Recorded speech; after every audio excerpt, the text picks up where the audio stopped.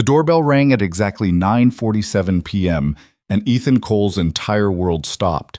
Through the peephole, he saw her, Eleanor Hayes, the billionaire CEO who controlled whether his dying daughter would live or die. His phone buzzed with the horrifying text he'd sent her by mistake 20 minutes ago, meant for someone else entirely. Now she stood on his porch in a black coat, her expression unreadable, while upstairs his 8-year-old daughter Ava slept, unaware that her father had just made a catastrophic error that could cost her everything. This wasn't supposed to happen. None of this was supposed to happen. Before we dive into this emotional journey, I want to invite you to stay with me until the very end. If this story touches your heart, please hit that like button and drop a comment letting me know what city you're watching from. I love seeing how far these stories travel. Now let me take you back to where it all began. 3 months earlier, Ethan Cole had learned what true helplessness felt like. The diagnosis came on a Tuesday afternoon in March, delivered by Dr. Patricia Chen in a sterile consultation room that smelled of antiseptic and despair.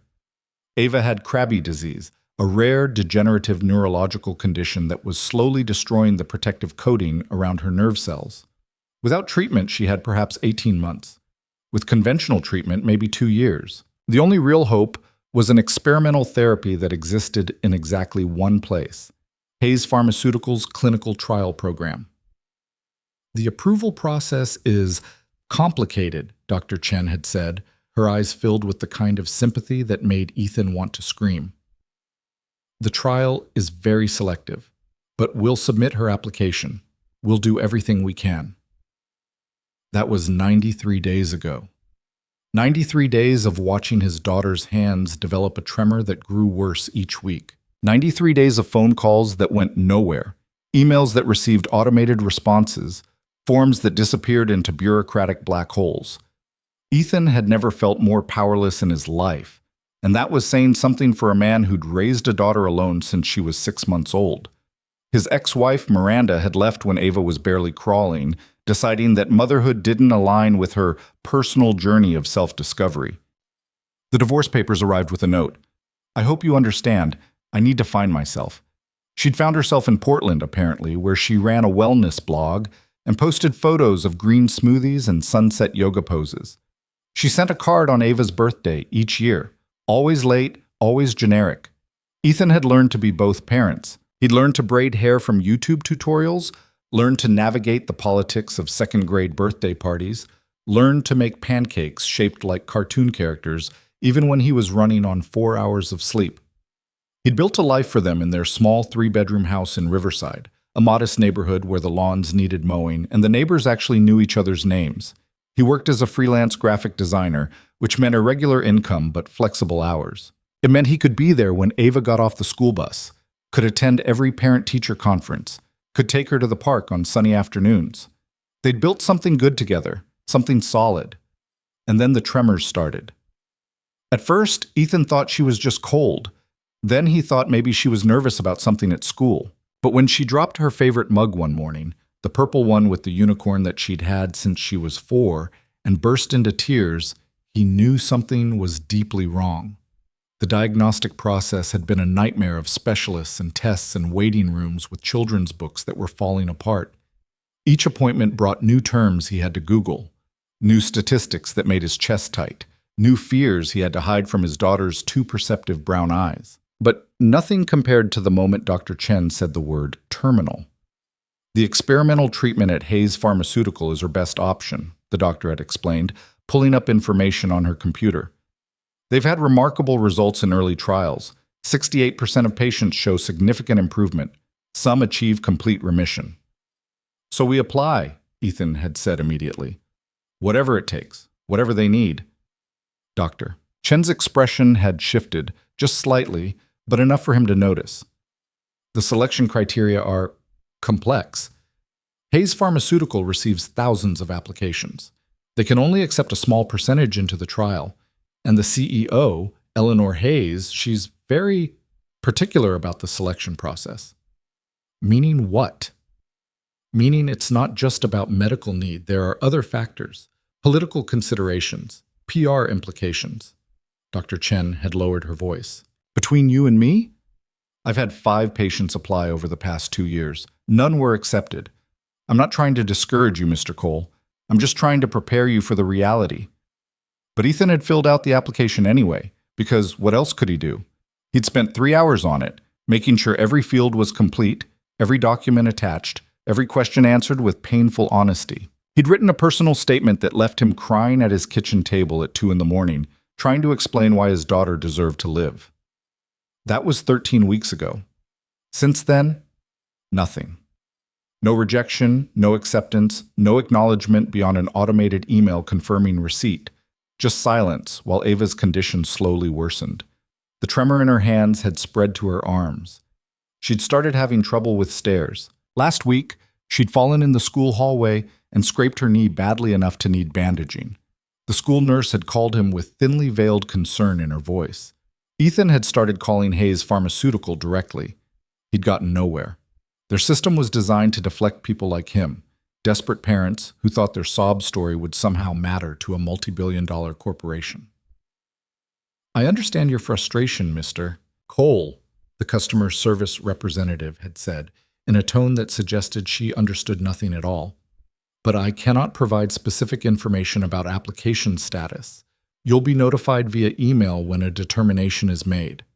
My daughter is dying, Ethan had said, hating the way his voice cracked. I need to speak with someone who can actually help. I'm very sorry, sir, but policy is policy. Is there anything else I can assist you with today? He'd hung up before he said something he'd regret. His sister Rachel had flown in from Denver to help. She'd stayed for 2 weeks, cooking meals and keeping Ava distracted and giving Ethan space to fall apart in private. Before she left, she'd grabbed both his shoulders and looked him dead in the eye. You're doing everything you can, she'd said firmly. Everything. Ava knows that. She knows you're fighting for her. It's not enough, Ethan had whispered. It's all you've got. So it has to be enough. But it wasn't. He could feel it in his bones. Time was running out, and he was no closer to getting Ava into that trial than he'd been 3 months ago. Which brought him to tonight, October 14th, a Thursday evening that had started ordinarily enough. Ethan had spent the day working on a logo redesign for a local brewery, trying to focus on Bezier curves and color palettes, instead of the fact that Ava had needed his help opening her juice box at lunch. At 4:30, he'd picked her up from school. She'd been quiet in the car, staring out the window with that distant expression that scared him more than anything else. You okay, sweetheart? He'd asked. Just tired, Daddy. She was always tired now. The disease was stealing her energy along with everything else. They'd had an early dinner, grilled cheese sandwiches and tomato soup, Ava's favorite. She'd only eaten half before pushing her plate away. Ethan hadn't pushed it. The occupational therapist had warned him that forcing food would only create negative associations. At 7, he'd gotten her ready for bed, helping with buttons she could no longer manage on her own, reading 3 chapters of the fantasy novel they were working through together, tucking the covers around her the way she liked. Daddy? She'd said as he was turning off the light. Yeah, sweetheart. Am I going to get better? The question hit him like a punch to the sternum. They talked about her illness in age-appropriate terms. She knew she was sick, knew the doctors were trying to help, but she'd never asked so directly. Ethan had sat back down on the edge of her bed, choosing his words carefully. The doctors are working very hard to find the right treatment for you, and I'm doing everything I possibly can to make sure you get it. But what if it doesn't work? Then we try something else. We keep trying until we find what works. That's what we do, Ava. We don't give up. Ever. She'd studied his face with those enormous brown eyes that looked so much like his own. Okay, Daddy. I believe you. The trust in her voice had nearly destroyed him. After she fell asleep, Ethan had poured himself a bourbon, something he rarely did, but tonight felt like an exception. He'd been sitting at his kitchen table, laptop open to the Hayes Pharmaceutical website for probably the 100th time, when his phone buzzed. A text from Derek, his best friend from college. Dude, you still alive? Haven't heard from you in weeks. Everything okay? Ethan had smiled despite himself. Derek lived in Chicago now, working in marketing for some tech startup. They'd been roommates senior year, had stayed close even as their lives diverged in different directions. Been better, Ethan had typed back. Ava's situation is complicated.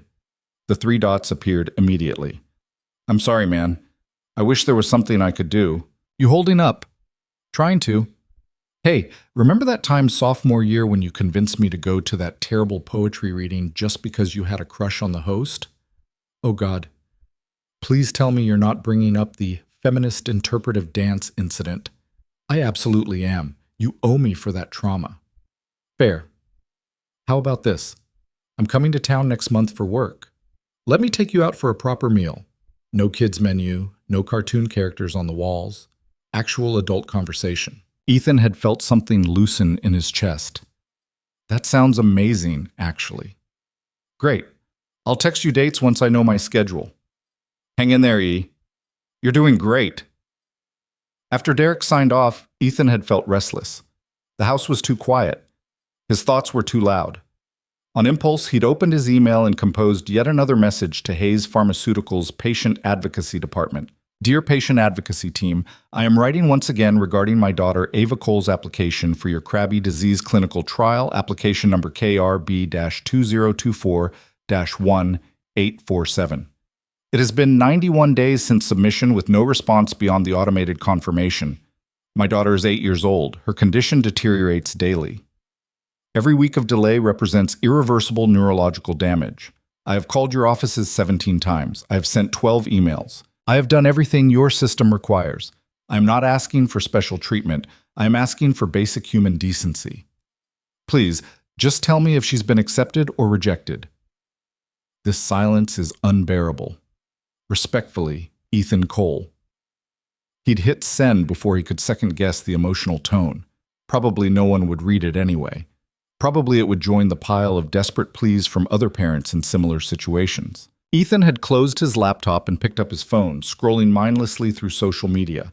A notification popped up, a friend request from someone he'd met at a parents' group a few months ago. Jennifer something. She'd seemed nice, had mentioned maybe getting coffee sometime.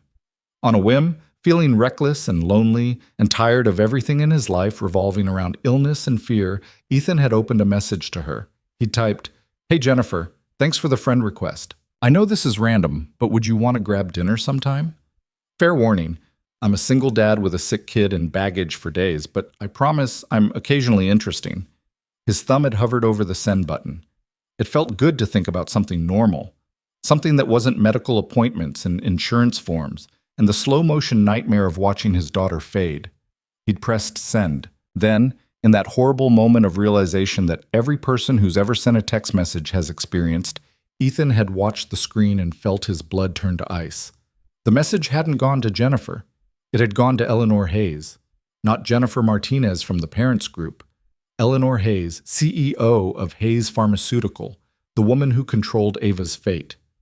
The woman he'd been desperately, futilely trying to reach for 3 months. Her contact information had been in his phone because it was listed on the application confirmation email, probably added automatically when he'd saved the document. And because both names started with vowels, the autocomplete had betrayed him spectacularly. "No," Ethan had whispered, staring at the screen. "No, no, no, no, no." The message showed as delivered. Read receipts were on. 1 minute passed, then 2. The little indicator showed that she was typing. Ethan had felt like he might throw up. He'd just sent a flirtatious, self-deprecating message to one of the most powerful women in the pharmaceutical industry. A woman he'd been formally petitioning for his daughter's life. A woman who could dismiss Ava's application with a single word.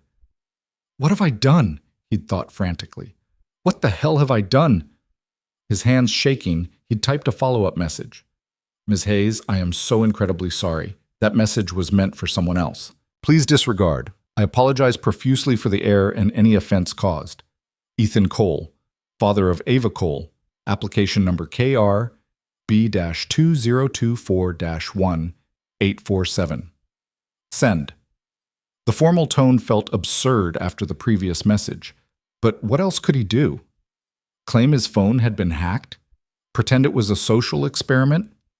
He'd sat there, phone clutched in both hands, feeling his heart hammer against his ribs. The typing indicator appeared again. Disappeared. Appeared once more. Then it stopped. No response came. 5 minutes passed. Then 10. Ethan had paced his kitchen, running his hands through his hair, mentally cataloging every possible consequence. Would she reject Ava's application out of spite? Would she blacklist them from other trials? Would she... The doorbell had rung. At 9:47 p.m. on a Thursday night, someone was at his door. Ethan had frozen in the middle of his kitchen, every muscle tensed. They didn't get unexpected visitors, ever, especially not at 10 o'clock at night. He'd walked slowly to the front door, looked through the peephole, and felt reality tilt sideways. Eleanor Hayes stood on his porch. She was unmistakable. He'd seen her photo often enough on the Hayes Pharmaceutical website and in business magazines. 49 years old, with sharp features and silver blonde hair pulled back in a severe bun. She wore a black wool coat that probably cost more than Ethan's car and carried a leather briefcase that looked Italian. Her expression was completely neutral, unreadable. The face of someone who negotiated billion-dollar deals and testified before Congress and made decisions that affected thousands of lives without visible emotion. Ethan's first thought was, I'm hallucinating. The stress has finally broken my brain. His second thought was, if this is real, I've just destroyed my daughter's only chance. He'd stood there for what felt like an hour, but was probably 5 seconds, trying to make sense of what he was seeing. Then Eleanor Hayes had lifted one hand and knocked. 3 precise, business-like raps on the door. There was no avoiding this, no pretending he wasn't home. Ethan had taken a deep breath, said a silent prayer to any deity that might be listening, and opened the door. Mr. Cole? Eleanor Hayes had said. Her voice was exactly as he'd imagined from the corporate videos, measured, controlled, with a slight Boston accent softened by years of media training. I apologize for the late intrusion. We need to talk about your daughter's application. Ethan had stared at her, his brain struggling to process the situation. The CEO of a multi-billion-dollar pharmaceutical company was standing on his porch at 10 o'clock at night because he'd sent her a misdirected text message. He'd started, then stopped. What was there to say? Ms. Hayes, I'm so sorry about that message. It was a complete accident. I would never... She'd raised one hand, cutting him off. The text message is irrelevant. May I come inside? What I have to discuss is not appropriate for your front porch. Ethan had stepped aside automatically, too stunned to do anything else. Eleanor Hayes had walked into his home with the confidence of someone who was accustomed to being granted access anywhere she demanded it. His living room suddenly looked shabbier than ever. The worn couch he'd bought secondhand, the coffee table with ring stains from countless mugs, Ava's toys scattered across the floor, despite his attempts to keep things tidy. Eleanor's designer heels clicked against the scuffed hardwood as she surveyed the space with an expression that revealed nothing. Is your daughter asleep? She'd asked. Yes, upstairs. She goes to bed early now. The fatigue... Ethan had trailed off, unsure why he was explaining this. Eleanor had nodded once. Good. This conversation needs to happen without her present. She'd set her briefcase on the coffee table and turned to face him directly. Mr. Cole, how many times have you contacted my company regarding your daughter's application? Ethan had felt his face flush. I'm not sure exactly. Maybe 15 times? 20? I know I've been persistent, but she's my daughter and I... 32, Eleanor had interrupted. 17 phone calls, 12 emails, 3 messages through the online portal, each one marked as processed and filed according to protocol. She'd paused. None of them reached anyone with authority to make a decision. The words had hit him like a physical blow. What? Your daughter's application was submitted 93 days ago with a priority medical recommendation from her treating physician. It should have been reviewed within 2 weeks. At most, 3. Eleanor's expression hadn't changed, but something cold had entered her voice. It was deliberately blocked. Ethan had felt the room spin slightly. Blocked? By who? Why? That, Eleanor had said, opening her briefcase and extracting a tablet, is what I intend to find out. But first, I need to review the actual file.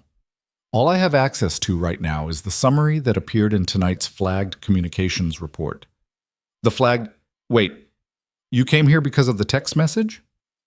For the first time, something that might have been amusement had flickered across Eleanor's face. Mr. Cole, I receive approximately 300 emails a day. I don't personally read them. I have people who handle communications. But text messages to my personal cell phone? Those are different. There are exactly 7 people in the world who have that number. My executive assistant, my head of security, 3 board members, and 2 family members. She'd tilted her head slightly. When I received a message from an unknown number, my security team immediately investigated. Within 2 minutes, I knew who you were and why you'd been trying to reach my company. Ethan had sunk onto the couch, his legs suddenly unreliable. I still don't understand why you're here. Eleanor had remained standing, tablet in hand. Because when my team pulled up your daughter's file, I saw something that concerned me. Multiple status flags, unusual processing delays, administrative holds with no clear justification. She'd looked at him directly, and for just a moment, the corporate facade had cracked. I built my company's patient trial program to help children like your daughter.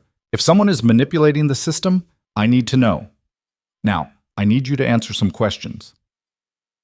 Over the next 20 minutes, Eleanor had gone through Ava's case with surgical precision. She'd asked about the initial diagnosis, the referring physician, the specific symptoms, the progression timeline. Ethan had answered as best he could, pulling up medical records on his phone, retrieving documents from the folder he kept in the kitchen. Eleanor had taken notes on her tablet, occasionally asking follow-up questions that revealed a deep understanding of Krabbe disease and its treatment. This wasn't someone asking for general information. This was someone who knew exactly what she was looking at. Your daughter's case is textbook for trial inclusion, Eleanor had said finally. Early diagnosis, clear progression markers, no complicating factors. She should have been approved immediately. She'd swiped through several screens on her tablet, her jaw tightening with each one. But I'm seeing administrative codes here that don't make sense. Someone has been routing her application through review loops that shouldn't exist. Who would do that? Ethan had asked. And why? Eleanor hadn't answered immediately. She'd continued scrolling, her expression growing increasingly cold. Then she'd stopped on one particular screen and gone very still. Victor, she'd said quietly. The name came out like a curse. Who's Victor? Eleanor had looked up from the tablet, and Ethan had seen something in her eyes that made him deeply uncomfortable. A mixture of rage and pain and something darker. Victor Langford. He's on the medical review board. He's also my ex-husband. The words had hung in the air between them. Ethan had processed this information slowly, trying to understand the implications. Your ex-husband is blocking children from getting treatment, he'd said carefully. Not children. Specific children. Eleanor had set the tablet down and walked to the window, looking out at the dark street. Victor and I divorced 8 years ago. It was acrimonious. He felt entitled to a significant portion of the company despite having contributed virtually nothing to its success. The settlement was substantial, but apparently not substantial enough. She'd turned back to face Ethan. For the past 2 years, he's been systematically undermining my leadership, feeding negative stories to the press, questioning my decisions to the board, and now apparently sabotaging patient applications to make the trial program look ineffective. Ethan had felt a surge of anger so intense it made his vision blur. My daughter is dying because of your corporate politics? No, Eleanor had said sharply. Your daughter is dying because of a genetic disease, but the treatment she should have already received is being delayed because my ex-husband is a vindictive sociopath. She'd walked back to the coffee table and picked up her tablet. Which is something I'm going to correct. Tonight. She'd made 3 phone calls in rapid succession. The first to her head of legal, instructing them to pull all of Victor Langford's activities on the review board for the past 24 months. The second to her chief medical officer, asking for an immediate audit of delayed applications. The third to someone named Richard, who is apparently her head of security. I need you to arrange emergency board access, she'd said into the phone. I'm overriding a medical review decision, and I want documentation that this is being done through proper channels, not personal interference. Yes, tonight. I'll be submitting the paperwork within the hour. When she'd finished the calls, Eleanor had looked at Ethan with an expression that was almost sympathetic. Almost. Mr. Cole, I'm placing your daughter in the clinical trial effective immediately. You'll receive official notification within 24 hours, but I wanted you to hear it from me first. Treatment will begin as soon as we can schedule the initial screening. Ethan had opened his mouth. closed it, opened it again. No words came out. His eyes had filled with tears he couldn't control. I can't, he'd managed finally. Thank you. Thank you so much. I don't know how to. Don't thank me yet, Eleanor had interrupted. The treatment isn't a guarantee. It works for many patients, but not all. Your daughter will need to meet specific criteria, and even then, the outcomes vary. She'd paused. I'm not doing this out of charity, Mr. Cole. I'm doing this because it's the right thing to do, because your daughter deserves the same chance as any other child, and because I will not allow my personal life to interfere with the company's mission. But there had been something else in her voice, something that suggested this was more than just professional obligation. Ethan had wiped his eyes, trying to pull himself together. Why are you really here, Ms. Hayes? You could have made this decision from your office. You could have had someone else deliver the news. Eleanor had been silent for a long moment. When she spoke again, her voice was quieter, more vulnerable than he'd heard it all night. 20 years ago, I had a younger sister, Emma. She was 14 years old when she was diagnosed with Krabbe disease. Eleanor had looked down at her hands. There was no experimental treatment then, no clinical trials, no hope. She died 6 months after diagnosis. I watched her deteriorate day by day, and there was absolutely nothing I could do. She'd looked back up at Ethan. I built this company because of Emma. Every trial we run, every treatment we develop, it's for children like her, like your daughter. When I saw Ava's file tonight, when I saw that someone had deliberately blocked her case, she'd trailed off, her jaw tight. Let's just say I take that very personally. Ethan had understood then. This wasn't just about correcting an administrative error. This was about something that had haunted Eleanor Hayes for 2 decades. I'm sorry about your sister, he'd said quietly. Eleanor had nodded once, accepting the condolence but not dwelling on it. Ava will need to come in for initial screening on Monday. I'll have my office send you the details. The treatment protocol is intensive. She'll need to be in the hospital for the first 2 weeks, then outpatient sessions 3 times a week for 6 months. It's going to be difficult. I don't care how difficult it is, Ethan had said, as long as there's a chance. There's always a chance, Mr. Cole. That's what hope means. Eleanor had closed her briefcase and stood. I should go. You have my direct number now, apparently. If there are any problems, and I mean any problems, with scheduling, insurance, medical staff, anything at all, you contact me directly, not customer service, not patient advocacy, me. She'd walked to the door and Ethan had followed, still feeling like this entire evening had been some kind of surreal dream. At the door, Eleanor had paused. Mr. Cole, one more thing. What I told you about Victor, about the administrative sabotage that stays between us for now. I need to handle this carefully. If word gets out prematurely, it could compromise other patients' cases. Of course, Ethan had said. I won't say anything. Eleanor had studied his face for a moment, as if verifying his sincerity.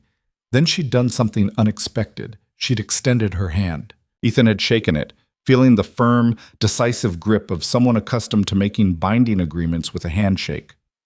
Your daughter is lucky to have a father who fights for her, Eleanor had said. That matters more than you know. Then she'd walked to the black Mercedes sedan parked at the curb, gotten in, and driven away into the night. Ethan had stood in his doorway for a long time after she left, trying to process what had just happened. In the space of 2 hours, his entire world had inverted. The catastrophic mistake that should have ruined everything had instead saved his daughter's life. He'd gone upstairs to check on Ava. She was sleeping peacefully, one hand curled under her cheek, her favorite stuffed rabbit tucked against her chest. The tremor in her fingers was visible even in sleep, a slight, involuntary shaking that broke Ethan's heart every time he saw it. We did it, sweetheart, he'd whispered, brushing hair from her forehead. We're going to fix this. You're going to be okay. Ava had stirred slightly but didn't wake.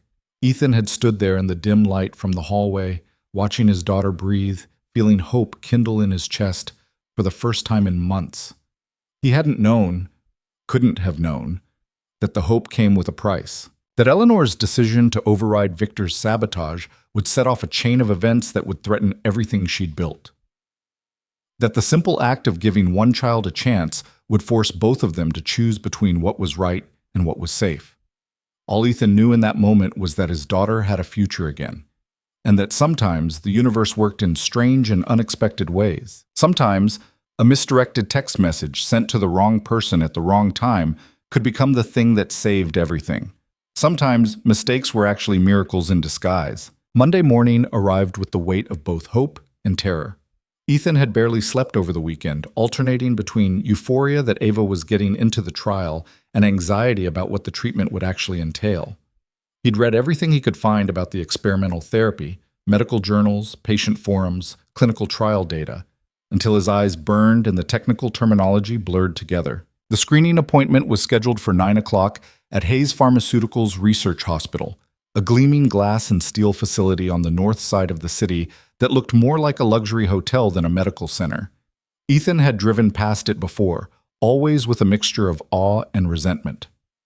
This was where miracles happened, if you were lucky enough to get through the door. Now they were walking through that door. Ava held his hand tightly as they crossed the marble lobby, her small fingers trembling against his palm. She'd been quiet all morning, sensing the importance of the day, even if she didn't fully understand it. "It's really big, Daddy," she whispered, staring up at the vaulted ceiling with wide eyes. "Yeah, sweetheart, it is."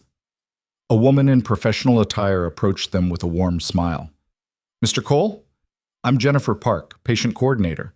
We've been expecting you. If you'll follow me, we'll get Ava checked in and started with the initial assessments." The next 3 hours were a blur of examinations, blood draws, neurological tests, and consultations with specialists who spoke in careful, measured tones about baseline measurements and treatment protocols. Ava was remarkably brave through all of it, only crying once when they had trouble finding a vein for the IV. Ethan held her hand through each procedure, murmuring reassurances he half believed himself. The medical team was professional and kind, but there was an undercurrent of something else. Curiosity, maybe, or wariness. He caught nurses exchanging glances, saw the lead physician's eyebrows raise when he reviewed Ava's file. It wasn't until they were waiting in a private consultation room that Dr. Michael Torres, the trial's principal investigator, addressed the elephant in the room. "Mr. Cole," he said, settling into a chair across from them with Ava's chart in his lap. "I want to be transparent with you about something. Your daughter's acceptance into this trial happened through unusual channels." Ethan felt his stomach tighten. "What do you mean?" Dr. Torres chose his words carefully. "Typically, our selection process goes through multiple levels of review. It takes weeks, sometimes months. Ava's approval came through a direct executive override from Ms. Merces. Hayes herself processed in less than 72 hours. He paused. "That's never happened before. Not in the 5 years I've been running this trial." "Is that a problem?" Ethan asked, hearing the defensive edge in his own voice. "Not medically, no. Ava meets all the clinical criteria. She's an excellent candidate for the treatment." Dr. Torres glanced at Ava, who was coloring in a workbook the nurse had given her, then lowered his voice. "But I'd be lying if I said it wasn't raising questions among the staff. There are currently 47 children on our waiting list. Many have been there for months. Their families are desperate, just like you were, and now they're going to want to know why Ava jumped the line." The implication hung heavy in the air. Ethan thought about what Eleanor had told him about Victor's sabotage, about the deliberately blocked applications, but he'd promised to keep that information confidential. "I didn't ask for special treatment," Ethan said quietly. "I filled out the same application everyone else did. If Ms. Hayes decided to prioritize my daughter's case, that was her decision, not mine." "I understand. And for what it's worth, I'm glad Ava's here. She needs this treatment." Dr. Torres closed the chart. "I just wanted you to be aware that there may be some attention around her case. Media, potentially. Questions about the selection process." Ethan nodded slowly, a cold dread settling in his chest. He hadn't considered that angle, hadn't thought beyond getting Ava into the trial. "We'll deal with whatever comes," he said. "Right now, I just want my daughter to get better." "Then let's focus on that." Dr. Torres's expression softened. "We'll start the first infusion on Wednesday. Ava will need to be admitted Tuesday evening for pre-treatment prep. I know this is all happening very fast, but given the progression of her symptoms, we don't want to delay." That evening, after they'd returned home and Ava was watching a movie in the living room, Ethan's phone rang. Unknown number. Hello? Mr. Cole, it's Eleanor Hayes. He straightened immediately, moving into the kitchen for privacy. Ms. Hayes, hi. We had the screening today. Dr. Torres said everything looked good. I know. I've reviewed the results. There was a pause. I'm calling because I need to inform you of a development. My decision to override the standard review process for Ava's application has generated some internal concerns. The Medical Review Board has requested a formal meeting to discuss the decision. Ethan's grip tightened on the phone. Does that mean they might reverse it? They can't. She's already been approved. They can't take that back. They won't. Eleanor's voice was firm. I'm not calling to worry you about Ava's treatment. That's proceeding as planned. I'm calling to warn you that this situation may become public. The board meeting is scheduled for Friday, and there are already whispers reaching the press. Why would the press care about one patient approval? Eleanor was quiet for a moment. When she spoke again, her tone was carefully neutral. Because Victor is making sure they care. He's framing this as an example of executive overreach. The CEO bypassing established protocols to give preferential treatment to a patient who contacted her directly. He's making it look like corruption. That's insane, Ethan said, anger flaring. You were fixing his corruption, not creating it. Yes, but I can't prove that without exposing his systematic sabotage, which means going through thousands of patient files and potentially invalidating decisions he influenced. That could throw the entire trial program into chaos. Eleanor paused. I'm working on a strategy, but it's complicated. In the meantime, I need you to be prepared for the possibility that reporters might contact you. Ethan leaned against the kitchen counter, feeling the weight of this new reality. What should I say if they do? The truth. Your daughter was sick. You applied for the trial. You were accepted. You don't need to discuss anything beyond that. Don't engage with questions about me, about the company's internal processes, about how the decision was made. Just focus on Ava. Okay. Ethan rubbed his forehead. Ms. Hayes, I'm sorry this is causing problems for you. If I'd known... You didn't do anything wrong, Mr. Cole. Neither did I. Sometimes doing the right thing creates complications. That doesn't make it less right.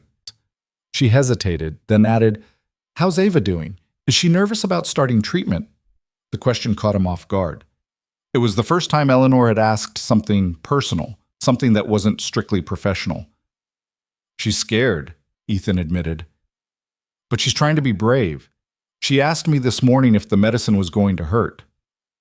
What did you tell her? That it might be uncomfortable, but that it was going to help her get better. That sometimes we have to do hard things to get to the good things. That's a wise answer. Eleanor's voice had softened slightly. My sister used to say something similar. She'd tell me that courage isn't not being afraid. It's being afraid and doing it anyway. Ethan heard the grief beneath the words, the wound that clearly hadn't healed despite 2 decades. She sounds like she was remarkable. She was. A pause. I should go. I have a conference call with the legal team, but Mr. Cole, if you need anything at all, use this number, and don't let the political noise distract you from what matters. Ava's treatment is the priority. Everything else is just background radiation. After she hung up, Ethan stood in his kitchen for a long time, phone still in hand, trying to process this new complexity. He'd been so focused on getting Ava into the trial that he hadn't considered the consequences for the person who'd made it happen. Tuesday evening came too quickly. Ethan packed Ava's overnight bag with her favorite pajamas, the stuffed rabbit she couldn't sleep without, and the tablet loaded with movies and games.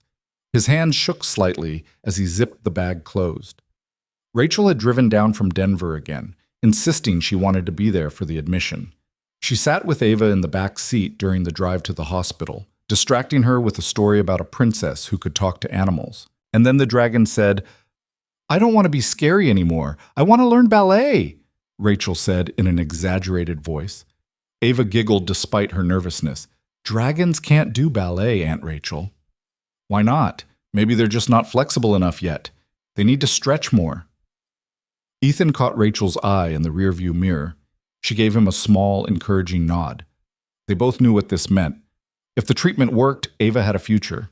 If it didn't, they were running out of options. The pediatric wing of the research hospital was designed to be as unhospital-like as possible. Bright colors, Murals of underwater scenes and space adventures, private rooms with comfortable furniture for parents to sleep in. But underneath the cheerful veneer, it was still a place where very sick children fought very serious battles. Ava was assigned to room 412, a corner unit with windows overlooking the hospital's garden. A nurse named Maria helped get her settled, explaining each piece of equipment with patient kindness. "This button here is if you need anything," Maria said, showing Ava the call button. "And this is how you adjust the bed. You can make it go up and down. It's kind of fun, actually." Ava pressed the button tentatively, watching the head of the bed rise. A small smile crossed her face. Dr. Torres came by around 7 o'clock to review the treatment plan one more time. "The first infusion will start tomorrow morning at 8, he explained. "It takes about 4 hours. Ava might feel some nausea or fatigue, but we'll be monitoring her closely. Most patients tolerate it well." "And if she doesn't?" Ethan asked. "Then we adjust. We slow down the infusion rate, add anti-nausea medication, whatever she needs to be comfortable." Dr. Torres looked at Ava, who was watching a cartoon on the room's TV. "She's a strong kid. I think she's going to do great." After the doctor left, Ethan tried to settle into the parents' chair that converted into a narrow bed. Rachel had left around 8, promising to come back in the morning. The room felt too quiet, too heavy with anticipation. "Daddy?" Ava's small voice cut through the silence. "Yeah, sweetheart? Will you still be here when I wake up?" "Every single second. I'm not going anywhere." She smiled, reassured, and closed her eyes. Within minutes, her breathing had evened out into sleep. Ethan watched her in the dim light from the monitors, this small person who'd taught him what it meant to love something more than yourself. He thought about Eleanor Hayes, about the sister she'd lost, about the guilt and grief that had driven her to build an entire pharmaceutical company. His phone buzzed quietly. A text from an unknown number. "This is Amanda Chen from the National Health Reporter. I'm working on a story about patient selection processes at Hayes Pharmaceutical. I understand your daughter was recently accepted into their Krabbe disease trial. Would you be willing to comment?" Ethan deleted the message without responding. 2 more came in over the next hour from different reporters, each asking variations of the same questions. He blocked the numbers and turned off his phone. The first infusion began at 8 o'clock Wednesday morning, exactly as scheduled. Ethan held Ava's hand while the nurse started the IV, humming her favorite song to distract her from the needle. The medication was clear, flowing through the tube into her small arm with quiet efficiency. Dr. Torres had explained it was a modified enzyme that would help protect and regenerate the myelin sheath around her nerve cells. Ethan didn't fully understand the mechanism, but he understood the hope. "How do you feel, sweetheart?" he asked after the first 30 minutes. "Weird," Ava said. "Like my arm is cold inside." "That's normal," Maria assured her. "It'll pass. You're doing great." By hour 2, Ava was getting restless. Ethan read to her from the fantasy novel they'd been working through, doing different voices for each character. Other patients' families passed in the hallway, some with children who looked much sicker than Ava, some with children who seemed almost healthy. All of them wore the same expression, desperate hope, tempered by exhausted fear. During hour 3, Ava fell asleep. Ethan stepped out into the hallway to stretch his legs and found Dr. Torres reviewing charts at the nurse's station. "How's she doing?" the doctor asked. "Sleeping? Is that normal?" "Very normal. The treatment can be tiring. Her body's working hard." Dr. Torres glanced at his tablet, then at Ethan. "I don't want to alarm you, but I thought you should know. There are reporters in the main lobby. Hospital security is keeping them out of the patient areas, but they're asking about Ava by name." Ethan felt his chest tighten. "How did they get her name?" "I don't know. But it's becoming a story." Dr. Torres lowered his voice. "There's also a board meeting happening right now. Ms. Hayes is apparently defending her decision to override the standard review process. From what I'm hearing, it's not going well." Define not going well. Victor Langford is calling for her resignation. He's brought in 3 other board members who are questioning her judgment. They're threatening a vote of no confidence. Ethan stared at him. "She could lose her job? Because she approved my daughter's treatment? Because she bypassed protocol. That's how they're framing it anyway." Dr. Torres looked uncomfortable. "Look, I probably shouldn't be telling you any of this, but I thought you'd want to know what's happening. Ms. Hayes stuck her neck out for Ava. It's costing her. Ethan walked back to Ava's room feeling sick.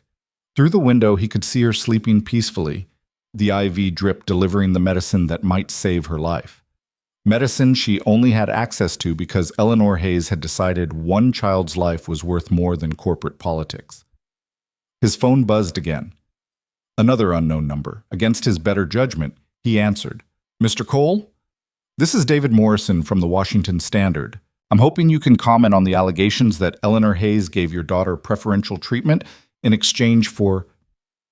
Ethan hung up before the sentence finished. His hands were shaking. The infusion finished at noon. Ava woke up groggy but without any serious side effects. Maria removed the IV and pronounced the first treatment a success. She did great, the nurse said, making notes in Ava's chart. Better than most kids on their first session. You should be proud of her. I am, Ethan said, stroking Ava's hair. I really am. That evening, after Ava had eaten some soup and was settled watching a movie, Ethan's phone rang. Eleanor Hayes. He stepped into the hallway to answer. Ms. Hayes? The board meeting concluded an hour ago. Her voice was tight, controlled, but he could hear the strain underneath. They've demanded a full investigation into my decision-making process. All of my patient approval overrides for the past 3 years are being audited.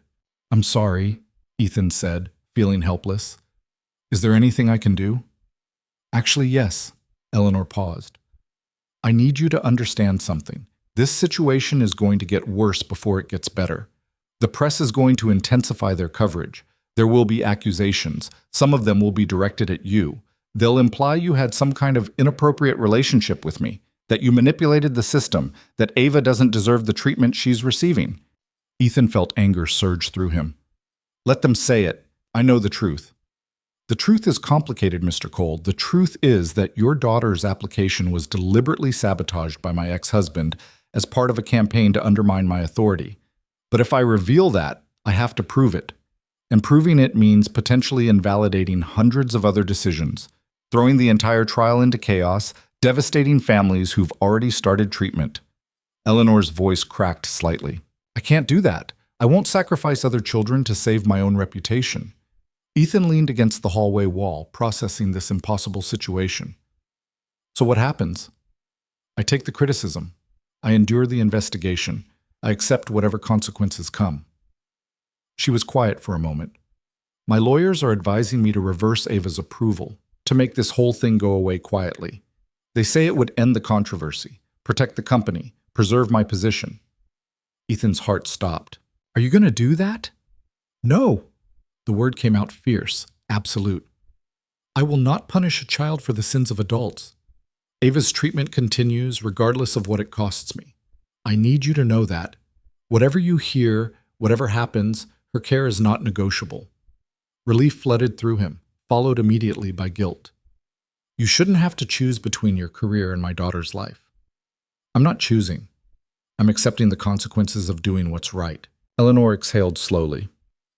There's something else. The board is scheduling a vote of no confidence for next Monday. If it passes, I'll be removed as CEO. Victor will likely take my position, and if that happens, he'll dismantle the entire trial program out of spite. The implications hit Ethan like a truck. All those other kids will lose access to treatment. Yes. Eleanor's voice was hollow. 47 children currently on the waiting list. 63 already in various stages of treatment. All of it gone because Victor cares more about revenge than human life. There has to be something we can do, Ethan said desperately. Some way to expose what he did without destroying everything. I'm working on it. My legal team is combing through files looking for a pattern of sabotage we can present without compromising active cases. But it's slow work, and we're running out of time. She paused. I'm calling because I wanted you to hear this from me first. Things are going to get ugly. Stay off social media. Don't respond to reporters. Focus on Ava. Ms. Hayes, Eleanor, thank you for everything, for fighting for her, for not backing down. Don't thank me yet, Mr. Cole. We haven't won anything. We're just refusing to surrender. A beat of silence. How is she? How did the first treatment go? She did amazing. No major side effects. Doctor, Torres said she handled it better than most kids. For the first time in the conversation, Eleanor's voice softened. Good. That's good. Tell her she's very brave. After the call ended, Ethan stood in the empty hallway, feeling the weight of everything Eleanor was sacrificing. She'd saved his daughter and was paying for it with her entire life's work. He thought about what she'd said, about her sister, about building the company, about refusing to let Victor's vindictiveness destroy what she'd created. This wasn't just about Ava anymore. It was about every child who needed treatment, every family fighting for their child's life. Ethan pulled out his phone and opened a new note. He began typing. By Thursday morning, Ava was already showing subtle improvements. The tremor in her hand seemed slightly less pronounced. She had more energy, asked for breakfast without prompting, smiled more easily. It's very early to see results, Dr. Torres cautioned when Ethan mentioned it. The treatment takes time. Don't get your hopes up too high yet. But Ethan couldn't help it. After months of watching his daughter deteriorate, even the smallest sign of improvement felt like a miracle. Rachel arrived around noon with lunch and news from the outside world. It's all over the internet, she said quietly, while Ava was napping. The story about Eleanor Hayes and the board meeting, some journalists got a hold of internal emails. They're painting her as this reckless executive who puts personal feelings above company policy. That's not what happened, Ethan said angrily. I know, but that's the narrative. Rachel showed him her phone. The headlines were brutal.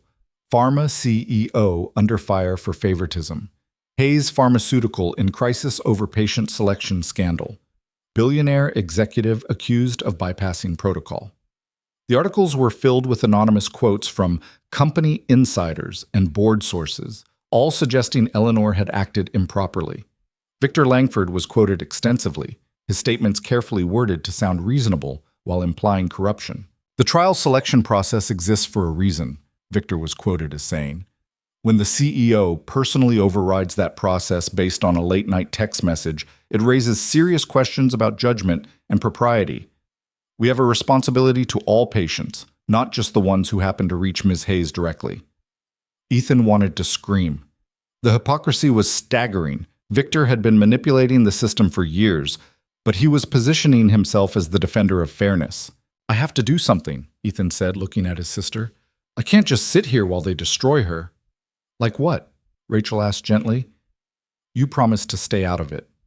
I promised not to talk to reporters about the internal sabotage. I didn't promise to stay silent while they turn Eleanor into a villain. Ethan pulled up the note he'd started writing the night before. What if I told my side of the story? What if people knew what it was actually like to fight for your child's life?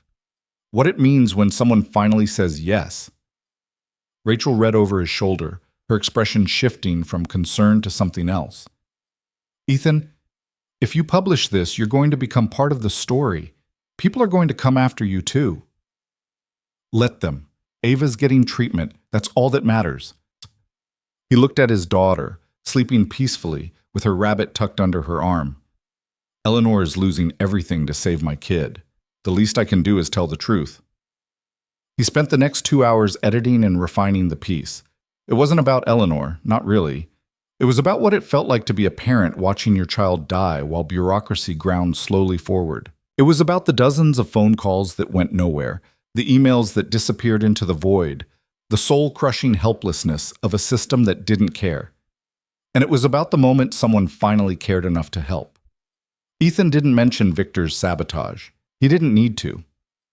The story spoke for itself. One CEO had seen a child who needed help and decided that child's life mattered more than corporate politics. He posted it on Medium that evening, a simple title, "The text message that saved my daughter's life." Within 2 hours, it had been shared 3,000 times. By morning, it had been picked up by major news outlets. The comment section filled with parents sharing their own stories of fighting for access to experimental treatments, of being denied and delayed and dismissed. The narrative began to shift.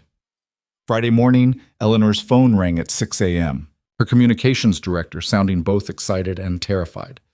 You need to see this, he said, that father, Ethan Cole. He published his story. It's everywhere. And Eleanor, it's changing the conversation. Eleanor pulled up the article on her tablet. reading Ethan's words with a mixture of emotions she couldn't quite name. He'd written about her with a respect and gratitude that made her chest tight. He described the moment she appeared on his doorstep, the hope that had flooded through him when she said Ava was approved, the courage it took for her to override the system. But more importantly, he'd opened a door for other families to speak. The comments were filled with similar stories: parents who'd been denied access to trials, who'd been caught in administrative loops, who'd watched their children suffer while paperwork sat in limbo. And several of them mentioned Hayes Pharmaceuticals specifically. Mentioned applications that had been inexplicably delayed or denied despite meeting all criteria. Eleanor felt something click into place.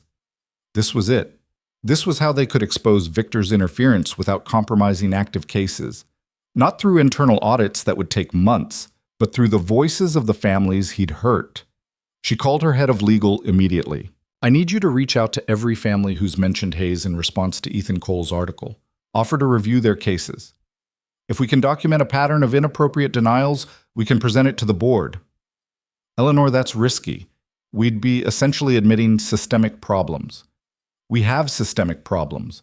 Victor created them. I'm not hiding from that anymore. She was already pulling up files, cross-referencing names. Get me a list by noon. We present to the board on Monday. If they're going to vote me out, they're going to know exactly why this happened first. The board meeting on Monday was scheduled for 2 o'clock. Eleanor arrived at 1:30, carrying 3 bankers' boxes full of documentation. Her legal team had worked through the weekend, compiling evidence of Victor's interference. 43 cases where qualified patients had been denied or delayed, all reviewed by Victor, all fitting a pattern of arbitrary rejection. The boardroom was filled when she entered. 12 members seated around the long mahogany table, Victor at the far end with a satisfied smirk on his face. He thought he'd won, thought the vote would be a formality. Eleanor set the boxes on the table with a heavy thud. Before we proceed with the vote of no confidence, she said calmly, I'd like to present some information the board should consider. What followed was 2 hours of methodical destruction. Eleanor walked them through each case. Children who'd been denied treatment despite meeting every criterion, applications that had been routed through unnecessary review loops, families who'd been told the trial was full when spaces were actually available. Every single decision had Victor's signature on it. This isn't about my judgment, Eleanor said, her voice level and precise. This is about systematic sabotage of our trial program by a board member with a personal vendetta. I overrode the process for Ava Cole because her application had been deliberately blocked, just like these 43 others. The only difference is that her father happened to reach me directly. Victor's face had gone from smug to pale. This is absurd. You're manufacturing a crisis to deflect from your own misconduct. Am I? Eleanor slid a stack of emails across the table. Because these are communications from you to other board members, specifically discussing how delays in the trial program could be used to question my leadership. Your words. If the trial looks ineffective, the board will have grounds to reconsider Eleanor's position. The room went silent. Several board members were reading the emails, their expressions darkening. You've been sabotaging sick children to score political points, Eleanor said quietly. And I will not let you destroy this company or these families to satisfy your ego. The vote of no confidence failed. 7-5. Victor Langford was removed from the board entirely, facing potential legal action for his interference with patient care. But Eleanor's victory came with conditions. The board demanded reforms, transparent selection processes, external oversight, regular audits. And they requested her salary be reduced by 30% for 1 year, as a symbolic gesture acknowledging she'd circumvented protocol, even with good reason. Eleanor accepted without hesitation. That evening, she called Ethan from her car. It's done, she said simply. Victor's gone. The trial program is safe. I heard. Ethan's voice was warm with relief. I saw the press conference. You were incredible. You started this. Your article gave those families the courage to speak up. Eleanor leaned her head back against the seat, suddenly exhausted. How's Ava? Amazing. She walked down the hallway today without holding on to anything. Dr. Torres says her nerve function is improving faster than expected. Ethan paused. Eleanor, I don't know how to thank you. You already did. You told the truth when it mattered. She smiled slightly. That's more than most people would do. As Eleanor drove home through the city lights, she thought about Emma, about the sister she had lost and the company she'd built in her memory, about the hundreds of children who would now have access to treatment because one father had refused to stay silent. Sometimes the hardest battles were fought not with money or power, but with simple, stubborn truth. And sometimes saving one life meant finding the courage to risk everything. The relief lasted exactly 3 days. On Thursday morning, Ethan was sitting in Ava's hospital room watching her complete a puzzle with steady hands that barely trembled anymore, when Dr. Torres appeared in the doorway with an expression that made Ethan's stomach drop. "Mr. Cole, can I speak with you in the hallway?" Ethan kissed the top of Ava's head. "I'll be right back, sweetheart." In the corridor, Dr. Torres handed him a tablet displaying a news article. The headline read, "Hayes Pharmaceutical Scandal Deepens, CEO Accused of Relationship with Patient's Father." Ethan felt the blood drain from his face as he scanned the article. It was full of insinuations and carefully worded implications, that he and Eleanor had been in contact before Ava's approval, that the accidental text message was actually a planned approach, that their relationship had influenced her decision to override protocol. The article included photos. Eleanor leaving his house that first night, Ethan's car in the hospital parking lot at the same time as hers, phone records showing multiple calls between them over the past 2 weeks. "This is insane," Ethan breathed. There's nothing inappropriate happening." "I believe you," Dr. Torres said quietly, "but the media doesn't care about truth. They care about narrative. And right now the narrative is that Eleanor Hayes abused her position for personal reasons." Ethan scrolled further, his anger building with each paragraph. The article quoted anonymous sources within Hayes Pharmaceutical, suggesting Eleanor had developed an unhealthy attachment to Ethan and his daughter. It mentioned her sister's death, framing her actions as an emotional response rather than a rational business decision. The comments section was vicious. People calling Eleanor everything from corrupt to delusional, demanding her resignation, threatening boycotts of Hayes Pharmaceutical products. "Who wrote this?" Ethan asked, looking at the byline. "Amanda Chen, national health reporter, one of the journalists who'd tried to contact him earlier." "It gets worse," Dr. Torres said grimly. "The board is meeting again this afternoon. Emergency session. Victor Langford may have been removed, but he still has allies. They're calling for Eleanor's immediate suspension pending a full investigation." Ethan handed back the tablet, his hands shaking. "This is my fault. My article gave them ammunition." "Your article told the truth. This," Dr. Torres gestured at the tablet, "is character assassination. There's a difference." But the damage was done. By noon, the story had been picked up by every major news outlet. Social media exploded with opinions, most of them condemning Eleanor for what they perceived as a massive ethical violation. Former employees came forward with stories about her being difficult and emotionally unstable. Business analysts questioned her judgment. Competitors suggested Hayes Pharmaceutical needed new leadership. The hospital's communications department issued a statement supporting Eleanor in the trial program, but it was drowned out by the noise. The narrative had taken on a life of its own, twisting and growing with each retelling until the facts were barely recognizable. Ethan tried calling Eleanor multiple times. Every call went to voicemail. He left messages that felt increasingly desperate and inadequate. "I'm so sorry, this isn't what I wanted. Please call me back." Rachel arrived that afternoon, her expression tight with worry. "Have you seen the news?" "All of it," Ethan said bitterly. They were standing outside Ava's room, watching through the window as she colored in a workbook, blissfully unaware of the chaos surrounding her treatment. "People are calling for criminal investigations," Rachel said. "They're saying Eleanor manipulated the trial process for personal gain.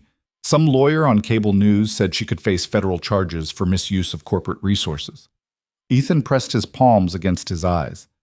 "None of that is true. She was fixing what Victor broke. She was doing the right thing." "I know, but truth doesn't matter when the mob decides on a villain." Rachel touched his arm gently. "Ethan, you need to prepare for the possibility that they might remove her, and if they do, they might shut down the trial entirely." "They can't do that. Ava's treatment might be discontinued if the new leadership decides to restructure the program." Rachel's voice was gentle but firm. You need to talk to Dr. Torres. Find out what happens to current patients if the trial gets suspended. The thought made Ethan's chest tight. After everything they'd been through, after finally getting Ava the treatment she needed, it could all be ripped away because of lies and political maneuvering. He found Dr. Torres in his office an hour later, surrounded by stacks of patient files and looking exhausted. What happens to the kids if they shut down the trial? Ethan asked without preamble. Doctor. Torres looked up, his expression grave. Legally, they have to complete treatment for any patient who's already started. But they could refuse to accept new patients, which means everyone on the waiting list is out of luck. And they could relocate the trial to a different facility, which would be a logistical nightmare for families. But Ava would finish her treatment? Unless they decide to transfer her care elsewhere, yes. But Mr. Cole, that's only part of the problem. If Eleanor is removed, whoever replaces her might change the entire research direction. This trial exists because she fought for it, funded it, protected it from budget cuts. A new CEO might decide experimental treatments aren't profitable enough. Ethan sank into a chair.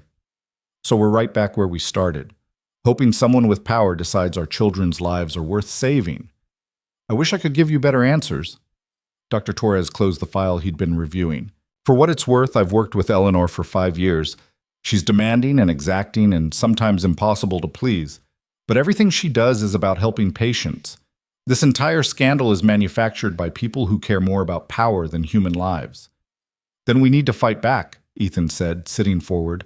There has to be something we can do. Like what? The media has already decided Eleanor's guilty. Your article helped before, but another one now would just look like you're trying to cover up a relationship.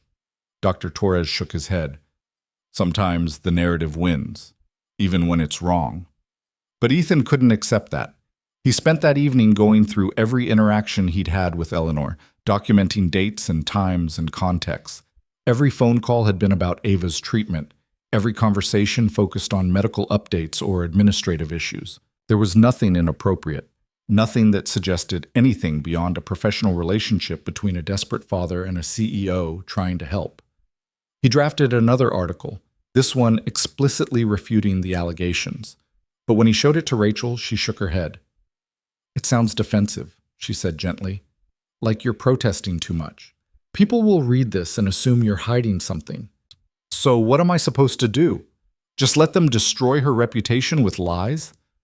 I don't know, Rachel admitted, but adding your voice to this mess might make it worse, not better. Friday morning brought news that made everything else seem trivial. Eleanor Hayes had been placed on administrative leave. The board had voted 7-5 to suspend her pending a full investigation into her conduct. Her access to company systems had been revoked. Her executive authority was transferred to an interim CEO, Marcus Brennan, the chief financial officer and a known ally of Victor Langford. The announcement sent shockwaves through the company and the industry. Hayes Pharmaceuticals stock dropped 18% in the first hour of trading. Pharmaceutical analysts predicted major restructuring. Patient advocacy groups issued statements expressing concern about the future of the trial program. And Ethan watched it all unfold on the news while his daughter underwent her 5th treatment infusion, completely unaware that the woman who'd saved her life was being crucified for doing so. Dr. Torres came by during the infusion, his expression darker than Ethan had ever seen it. Brennan just sent out a company-wide memo, the doctor said quietly. He's ordering a comprehensive review of all active trials. That's corporate speak for finding reasons to cut programs. Can he shut down Ava's treatment? Not while she's actively receiving it, but he can make things difficult. Reduce funding, cut staff, create bureaucratic obstacles. Dr. Torres glanced at Ava, who was dozing while the medication dripped into her IV. I've seen this before. New leadership comes in, wants to make their mark, decides existing programs aren't aligned with their vision. 6 months later, everything's been dismantled. We can't let that happen, Ethan said fiercely. We might not have a choice. That afternoon, Ethan finally got through to Eleanor. Her voice sounded hollowed out, exhausted, in a way that had nothing to do with physical tiredness. I'm sorry I haven't returned your calls, she said. My lawyers advised me not to have any contact with you. They think it feeds the narrative. I don't care about the narrative, Ethan said. Are you okay? A long pause. No, not really. Eleanor laughed bitterly. I've spent 20 years building this company, 20 years fighting for treatments that save children's lives, and it's being taken apart because I helped one little girl. This isn't over, Ethan said. We can fight this. We can prove the allegations are false. Can we? Because from where I'm sitting, the truth doesn't matter anymore. People believe what they want to believe, and right now they want to believe I'm corrupt. Her voice cracked slightly. My sister died because there was no treatment available. I built this company so no other family would face that. And now they're using her death against me, saying I'm too emotionally compromised to lead.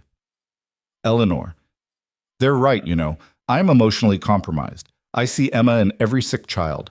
I see my own failure in every application that gets denied. Maybe I'm not fit to run this company anymore. She was quiet for a moment. How's Ava? She's doing great. The treatment is working. She walked upstairs yesterday without any help. Good. That's good. Eleanor's voice softened. At least something good came out of this disaster. Don't talk like it's over, Ethan said urgently. We haven't lost yet. Haven't we? I'm suspended. Brennan is already making changes. Victor won, Ethan. He destroyed me without ever having to prove his own corruption. That's how this world works. The person willing to lie the loudest usually wins. After the call ended, Ethan sat in the hospital room feeling helpless rage build in his chest. Eleanor had saved his daughter and was being destroyed for it. The injustice was staggering. Daddy? Ava's small voice broke through his thoughts. Why do you look so sad? He forced a smile. Just thinking about grown-up stuff, sweetheart. Nothing for you to worry about. Is it about Ms. Hayes, the nice lady you talked to on the phone? Ethan was surprised. You know about her. I heard you talking to Aunt Rachel. She's the one who helped me get the medicine, right? Ava looked at him with those too perceptive eyes. Is she in trouble because of me? No, baby. She's in trouble because some people don't like it when others do the right thing. But it's not your fault. None of this is your fault. Ava considered this. When I get better, can I meet her? I want to say thank you. The simple innocence of the request made Ethan's throat tight. Yes, sweetheart. When you get better, we'll make sure you can thank her. Over the weekend, the scandal continued to metastasize. More articles appeared, each one adding new layers of speculation and innuendo. Someone leaked emails between Eleanor and her executive team discussing Ava's case, cherry-picking phrases to make them sound suspicious out of context. A former board member gave an interview suggesting Eleanor had a history of impulsive decisions and poor judgment. The narrative solidified. Eleanor Hayes was an emotionally unstable CEO who'd let personal feelings override professional responsibility. She'd given special treatment to a patient because of an inappropriate relationship with the father. She'd manipulated company resources for private purposes. She was unfit to lead. None of it was true. All of it was believed. On Monday, Marcus Brennan held his first press conference as interim CEO. He stood at a podium in Hayes Pharmaceuticals' main lobby, flanked by board members, and delivered a statement that made Ethan want to throw something at the television. Hayes Pharmaceutical has a proud history of innovation in patient care, Brennan said smoothly, but recent events have revealed serious gaps in our oversight and decision-making processes. As interim CEO, my first priority is restoring public trust and ensuring our trial programs operate with complete transparency and integrity. A reporter shouted a question. Does that mean you'll be making changes to the Krabbe disease trial? We'll be reviewing all active trials to ensure they meet the highest standards of medical and ethical practice, Brennan replied. Any program that doesn't align with our new protocols will be modified or discontinued. What about patients currently in treatment? We're committed to providing continuity of care for patients who've already begun treatment. However, we'll be implementing stricter oversight to prevent future irregularities. Ethan muted the television, unable to listen to more corporate doublespeak. Rachel, who'd stayed through the weekend to help with Ava, looked at him with concern. What does that actually mean? She asked. It means they're going to make everything harder, while pretending to make it better. Ethan ran his hands through his hair. Stricter oversight means more bureaucracy. Modified protocols means changing what works. It's all code for dismantling what Eleanor built. His phone rang. Dr. Torres. Turn on channel 7, the doctor said without preamble. Now. Ethan switched channels and felt his heart stop. The screen showed the hospital's main entrance surrounded by protesters. They carried signs reading "No special treatment" and "Fair access for all," and "Hayes must resign." News crews were filming, reporters interviewing protesters who claimed their children had been denied trial access while connected families got preferential treatment. "They're outside the hospital?" Ethan said, disbelief and horror mixing in his voice. "About 50 of them showed up an hour ago. Security is keeping them away from patient areas, but they're making a lot of noise." "Doctor," Torres sounded tired. "Some of them are legitimate, families who were denied access and have real grievances, but others are professional protesters hired to make a scene. Either way, it's creating a hostile environment." "Are the patients safe?" "For now, but this is exactly what Brennan wants, public pressure to justify shutting down programs." Dr. Torres paused. "There's something else. I got an email this morning requiring me to submit detailed justifications for every treatment decision I've made over the past 6 months. It's busy work designed to bog down the trial with paperwork. Can you fight it?" "I can try. But Ethan, I'm one doctor. If Brennan decides to make this trial impossible to run, there's only so much I can do." After hanging up, Ethan looked at Rachel. "I have to do something. I can't just watch this happen." "Like what?" Rachel asked gently. "You've already written your article. You've told the truth. What else is there?" Ethan thought about the 43 families Eleanor had identified, the ones whose applications had been sabotaged by Victor. If they all spoke up, if they all shared their stories, maybe it would shift the narrative back. Maybe people would see that Eleanor hadn't been acting from corruption, but from a determination to fix a broken system. He spent Monday evening reaching out to every family he could find from Eleanor's documentation. Some didn't respond. Some were afraid of retaliation. But a few, 8 families in total, agreed to talk. On Tuesday, Ethan organized a press conference. Not at the hospital, not at Hayes Pharmaceutical, but at a community center in Riverside. He invited reporters, posted about it on social media, and spent the night before preparing what he wanted to say. Rachel thought he was crazy. "You're going to paint a target on your back. These people will come after you next." "Let them," Ethan said. "I'm not going to hide while Eleanor gets destroyed for helping my daughter." Wednesday afternoon, Ethan stood in front of 20 reporters and a dozen cameras with 8 other parents flanking him. They'd each prepared statements about their experiences with Hayes Pharmaceuticals' trial program, the denials, the delays, the bureaucratic nightmares that had prevented their children from accessing treatment. "My name is Ethan Cole," he began, his voice steady despite the nerves. 3 months ago, my 8-year-old daughter was dying from Krabbe disease. I applied for Hayes Pharmaceuticals' clinical trial and heard nothing for 93 days while her condition worsened. I called, I emailed, I begged. No one would help. Then Eleanor Hayes personally intervened, reviewed my daughter's case, and discovered her application had been deliberately blocked. He paused, looking at the parents beside him. "I'm not alone in this experience. The people standing with me today all face similar obstacles.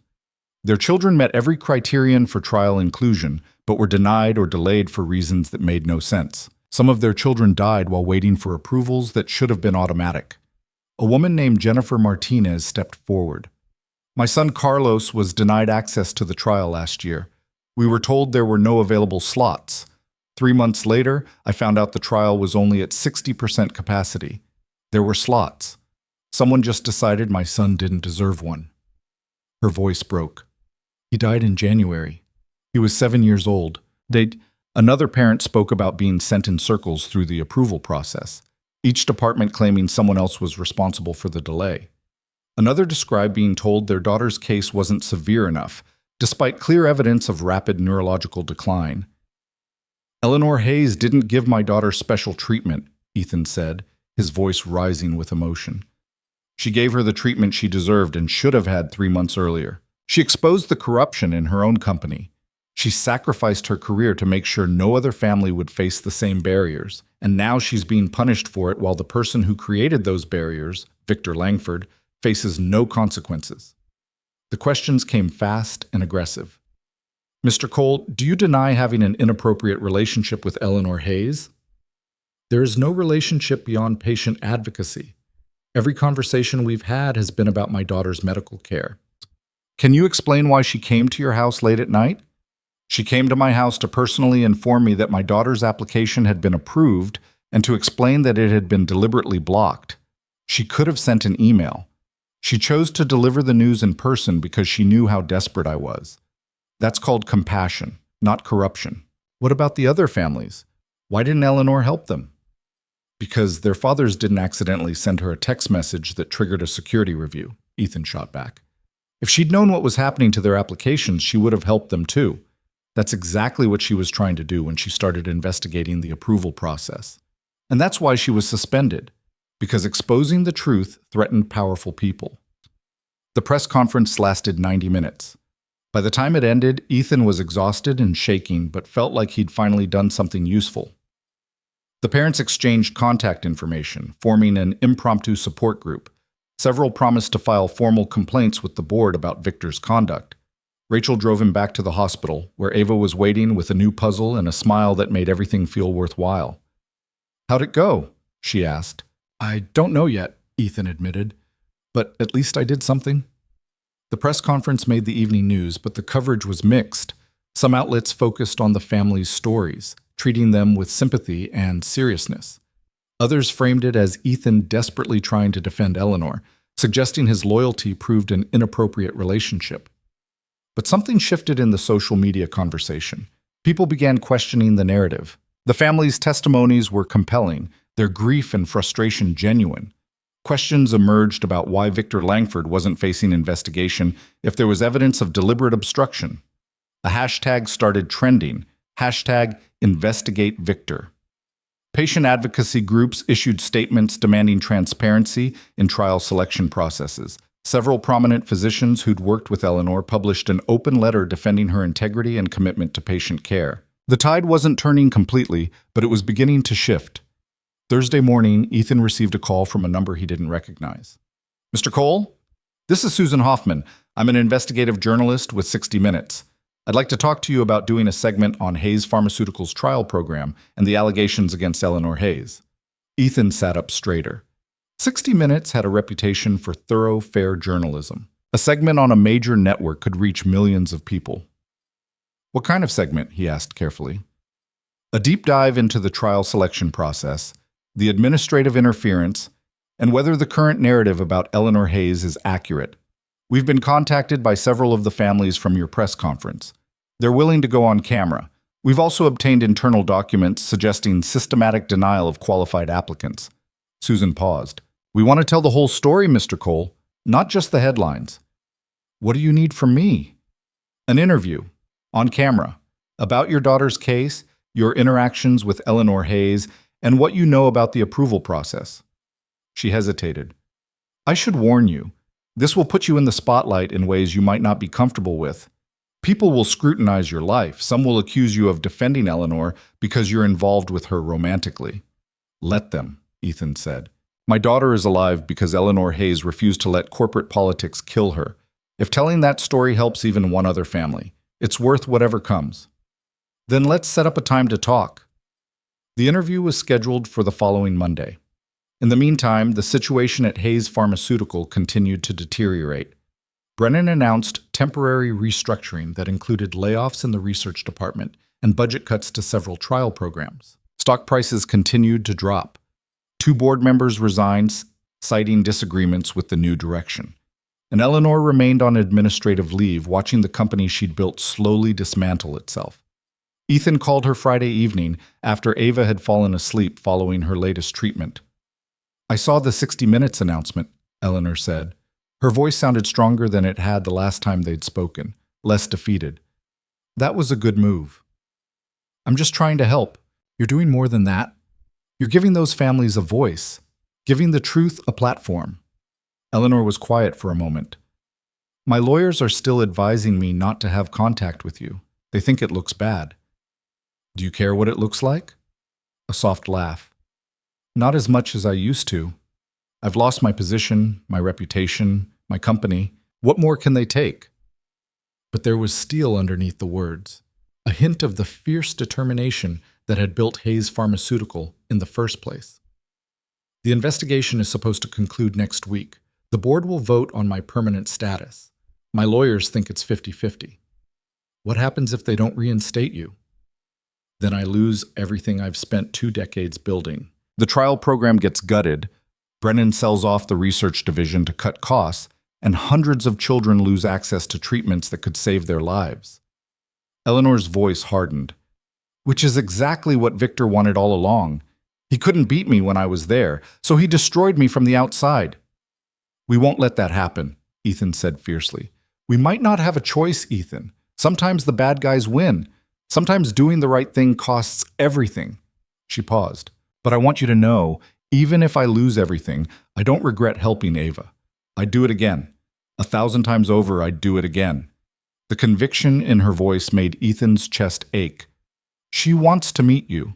When she's better, she wants to say thank you in person. I'd like that, Eleanor said softly. I'd like that very much.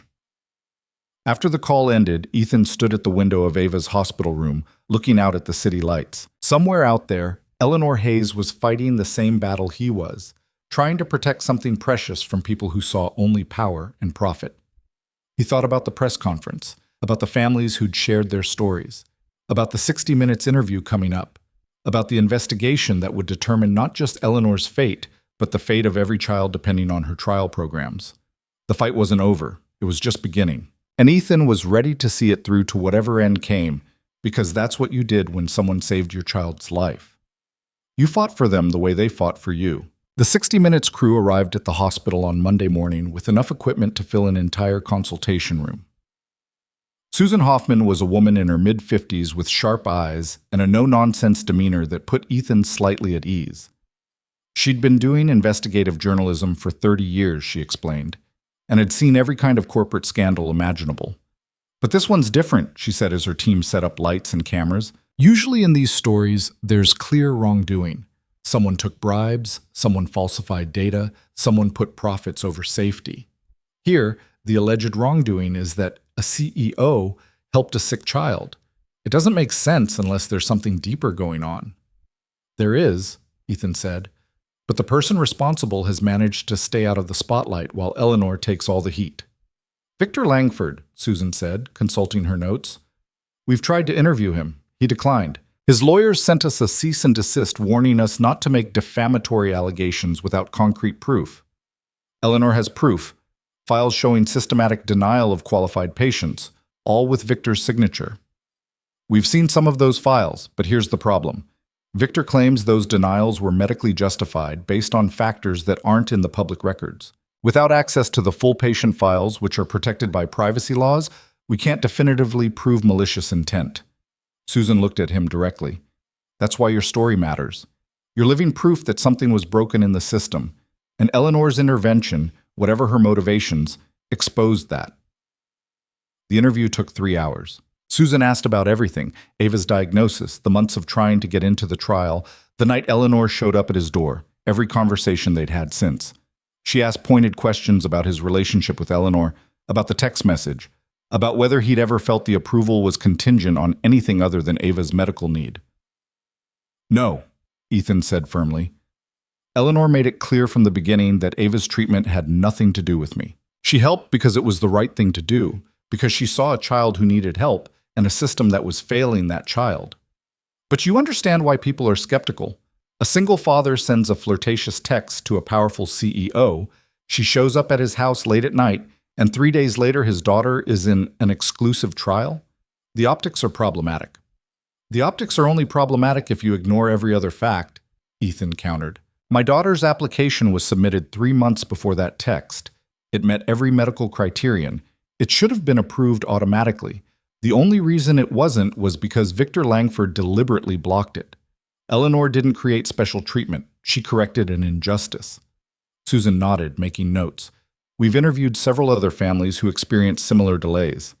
Their stories corroborate yours. But Victor's defenders say those delays were due to understaffing and budget constraints, not deliberate sabotage. Then why did all the delayed applications happen to be ones he reviewed? Why did approvals speed up in departments he wasn't involved with? Ethan leaned forward. I'm not an investigative journalist. I'm just a father who nearly lost his daughter to bureaucratic games, but even I can see the pattern. After the interview wrapped, Susan pulled Ethan aside. Off the record, I think Eleanor Hayes got a raw deal. I think she tried to do the right thing and it blew up in her face. But I can't put that opinion in the segment. I can only present the facts and let viewers decide. When will it air? Ethan asked. We're aiming for this Sunday, assuming the network approves the final cut. She paused. You should prepare yourself. Once this airs, your life is going to get very public very quickly. People will have strong opinions about you, about Eleanor, about all of it. I know, Ethan said. I'm ready. But he wasn't. Not really. Nothing could have prepared him for what came next. Tuesday afternoon brought unexpected news. The board's investigation had uncovered something Eleanor's own legal team had missed. A series of encrypted emails between Victor Langford and Marcus Brennan dating back 18 months. The emails discussed strategy for undermining Eleanor's leadership, including deliberately creating problems in the trial program that could be blamed on her management. The person who leaked the emails was never identified, but the impact was immediate. Two board members who'd voted for Eleanor's suspension immediately reversed their positions and called for Brennan's removal. Legal experts weighed in on cable news, suggesting both Victor and Brennan could face criminal charges for corporate sabotage. Eleanor called Ethan that evening, and for the first time since the scandal broke, she sounded hopeful. They found the smoking gun, she said. Actual proof of conspiracy. Victor's lawyers are scrambling. Brennan resigned this afternoon rather than face a board vote. Does this mean you'll be reinstated? Ethan asked. Maybe. The board is meeting Thursday to reconsider their decision. My lawyers think we have the votes now. She paused. But even if I get my position back, the damage is done. The company's reputation is shattered. Stock prices are in freefall. Half the research team has started looking for other jobs. It's going to take years to rebuild trust. But you'll get the chance to rebuild, Ethan said. That's what matters. Is it? Eleanor's voice was quiet. Sometimes I wonder if it's worth it. Fighting this hard, sacrificing this much, just to run a company that half the world thinks is corrupt. It's worth it to the families who need those treatments. It's worth it to every child who gets a chance because you refuse to give up. Ethan looked through the window at Ava, who was sleeping peacefully, her color better than it had been in months. It's worth it to us. Eleanor was silent for a long moment. How is she, really? Doctor, Torres says her nerve function has improved 40%. The tremors are almost gone. She's got more energy, better coordination. She asked me yesterday if she could try out for soccer next year. Soccer, Eleanor repeated, and Ethan could hear the smile in her voice. That's wonderful. It's a miracle, Ethan corrected. A miracle you made possible. No, Eleanor said softly. I just opened a door. Ava walked through it herself. She's the miracle. Wednesday morning, Ethan woke to his phone exploding with notifications. The 60-minute segment had been pushed up. It was airing that night instead of Sunday. Susan Hoffman had texted him a heads up. Network wants to capitalize on the momentum from the email leak. Segment airs tonight at 9 p.m. Eastern. Brace yourself. Ethan spent the day in a state of nervous anticipation. Dr. Torres stopped by during Ava's morning examination with a mixture of excitement and concern. The whole hospital's talking about it, the doctor said. Everyone's going to be watching tonight. This could change everything, for Eleanor, for the trial program, for all of us. Or it could make things worse, Ethan said. Either way, you told the truth. That took courage. Rachel drove up from Denver specifically to watch with him. They settled into the chairs in Ava's hospital room at 8:45, the television tuned to CBS. Ava was awake, coloring in a workbook, oblivious to the significance of what was about to air. The segment opened with dramatic music and footage of Hayes Pharmaceuticals' gleaming headquarters. Susan Hoffman's voiceover set the scene. Eleanor Hayes built a pharmaceutical empire on a promise to develop treatments for diseases that other companies ignored. But when she tried to help one desperate father and his dying daughter, that promise became her downfall. Tonight, we investigate whether a CEO was punished for corruption or for doing the right thing in a broken system. For the next 20 minutes, the segment laid out the entire story with devastating clarity. Interviews with Ethan and the other families, testimony from medical experts about the trial's importance, analysis of the approval process and its systematic failures. Susan had obtained portions of the leaked emails between Victor and Brennan, displaying them on screen with key phrases highlighted. Our goal is to make the trial program look ineffective, one email from Victor read. Slow approvals, create bottlenecks, generate complaints. When the board loses confidence in Eleanor's management, we move. The segment showed Victor's on-camera denial, then immediately contrasted it with documentation proving he'd reviewed and delayed dozens of qualified applications. It showed Brennan's press conference claiming to restore integrity, then revealed his role in the conspiracy. And it showed Eleanor, not the cold corporate CEO portrayed in earlier coverage, but a woman who'd lost her sister to the same disease she was now trying to cure. Susan had somehow obtained photos of a young Eleanor with Emma, two sisters smiling at a beach, unaware of the tragedy coming. The segment detailed Emma's death, Eleanor's decision to build a pharmaceutical company in response, the 20 years of work that had led to this moment. Eleanor Hayes made a choice, Susan said in the closing segment, facing the camera directly. She chose to help a child whose application had been sabotaged. She chose to expose corruption in her own company, knowing it would cost her everything. Whether that choice was right or wrong is for viewers to decide. But one thing is clear, the system that was supposed to help sick children had been deliberately broken. And the person who broke it has faced no consequences, while the person who tried to fix it lost her career. The segment ended with footage of Ava in the hospital, laughing at something Ethan said off camera. Her hands were steady, her smile bright. A living example of what happened when someone cared enough to fight. The impact was immediate and overwhelming. Social media exploded with support for Eleanor.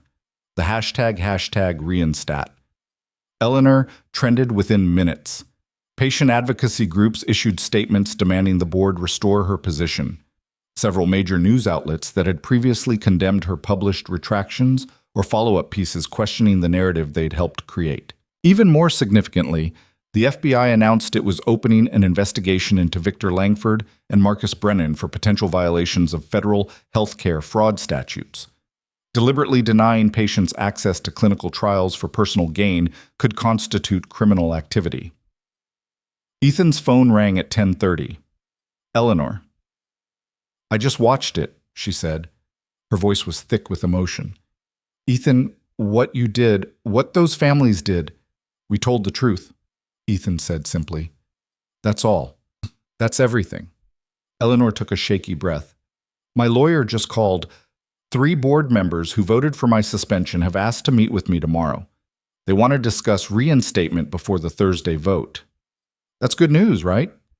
I think so, but it comes with conditions. They want significant reforms, external oversight of the trial program, an independent ethics committee, salary reductions, public apologies. She laughed, but it sounded watery. They want me to admit I made mistakes. Did you? Ethan asked gently. Yes, Eleanor admitted. I should have documented everything from the beginning. I should have gone through proper channels, even if they were slower. I should have protected myself better. But I'd make the same choice again. Every time I'd make the same choice. Then tell them that, Ethan said. Tell them you'll accept their reforms because you want the system to work better. But don't apologize for saving a child's life. You make it sound simple. It is simple. They're making it complicated because that's what powerful people do when they're wrong and don't want to admit it. Ethan looked at Ava, who'd fallen asleep with her coloring book still open. You saved my daughter, Eleanor. Nothing else matters to me. But you also saved dozens of other children by exposing what Victor was doing. That's not a mistake. That's heroism. I'm not a hero, Eleanor said quietly. I'm just someone who couldn't live with myself if I'd done nothing. That's exactly what makes you a hero. Thursday's board meeting lasted 6 hours. Eleanor emerged at 4:30 in the afternoon, surrounded by lawyers and looking exhausted but triumphant. The board had voted 9-3 to reinstate her as CEO, effective immediately. But the reinstatement came with the conditions she'd mentioned: external oversight, regular audits, a restructured selection process for clinical trials with multiple levels of review to prevent either favoritism or sabotage. Eleanor's salary was reduced by 30% for 18 months. She was required to issue a public statement acknowledging that she'd bypassed protocol and committed to ensuring it wouldn't happen again. The statement she released that evening walked a careful line. She acknowledged the procedural violations while making clear she'd been correcting systematic abuse. She accepted responsibility for not following proper channels while defending the outcome. She committed to reforms while refusing to apologize for helping Ava. The trial selection process failed multiple families, Eleanor's statement read. My intervention in one case exposed that failure, but it also violated protocols designed to ensure fairness. I accept the board's conditions and commit to rebuilding this company's trial program into something stronger, more transparent, and more responsive to patient needs. I also commit to ensuring that Victor Langford's sabotage is fully investigated and that no family ever faces similar obstacles again. The response was largely positive. Most coverage framed it as a reasonable resolution. Eleanor kept her position but accepted accountability. The families she'd helped publicly supported her. Patient advocacy groups praised the reforms as necessary improvements, but some critics remained unconvinced, suggesting Eleanor had manipulated public sympathy to avoid consequences. A few commentators argued she should have been removed entirely, regardless of Victor's wrongdoing. The scandal had created permanent divisions in public opinion about her character and judgment. Eleanor seemed unbothered by the remaining criticism. When she called Ethan that evening, she sounded more relaxed than he'd heard her in weeks. It's done, she said. I'm back. The trial program is safe, and Victor is going to face actual consequences for what he did. How do you feel? Ethan asked. Tired, relieved, angry that it took this much to get here. She paused. Grateful. To you, to those families, to everyone who spoke up, when it would have been easier to stay silent. You would have done the same for any of us. I hope so, Eleanor said quietly. That's the person I want to be. Someone who does the right thing even when it's hard. Even when it costs everything. They talked for another hour, the conversation drifting from the scandal to lighter topics. Eleanor asked about Ava's progress, laughed at a story about her trying to teach the nurses a complicated hand-clapping game, asked what Ethan planned to do after the treatment concluded. I haven't thought that far ahead, Ethan admitted. The past few months have been so focused on survival that I haven't considered what comes after. You should think about it, Eleanor said. Ava's going to beat this. She's going to have a future. You both deserve to imagine what that future looks like. After hanging up, Ethan sat with that thought. A future. A real future. Not just desperate hope, but actual plans and possibilities. Ava playing soccer, going to school without trembling hands, growing up healthy and strong. Him building a life that wasn't defined by medical crises and insurance battles. It felt almost too good to be true after everything they'd been through. Friday brought more good news. The FDA announced an expedited review of Hayes Pharmaceuticals' Krabbe disease treatment based on the trial's success rates. If approved, it would become available to patients nationwide within 18 months, ending the lottery of clinical trial selection. Doctor. Torres delivered the news during Ava's morning examination, barely containing his excitement. Do you understand what this means? Every child with Krabbe disease will have access to treatment. No more waiting lists, no more denials, no more families going through what you went through. Because Eleanor refused to accept the status quo, Ethan said. Because all of you refused, Dr. Torres corrected. Eleanor started it, but you and those other families finished it. You made enough noise that people had to pay attention. Ava looked up from the tablet she'd been playing on. Does this mean other kids will get the medicine too? Lots of other kids, Ethan confirmed, pulling her into a hug. All because you were so brave. I wasn't brave, Ava protested. I was scared the whole time. Being brave doesn't mean not being scared, sweetheart.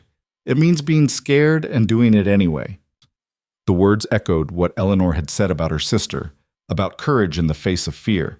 Ethan realized that all three of them, Eleanor, Ava, and himself, had learned the same lesson through different struggles. Sometimes the hardest thing and the right thing were the same thing.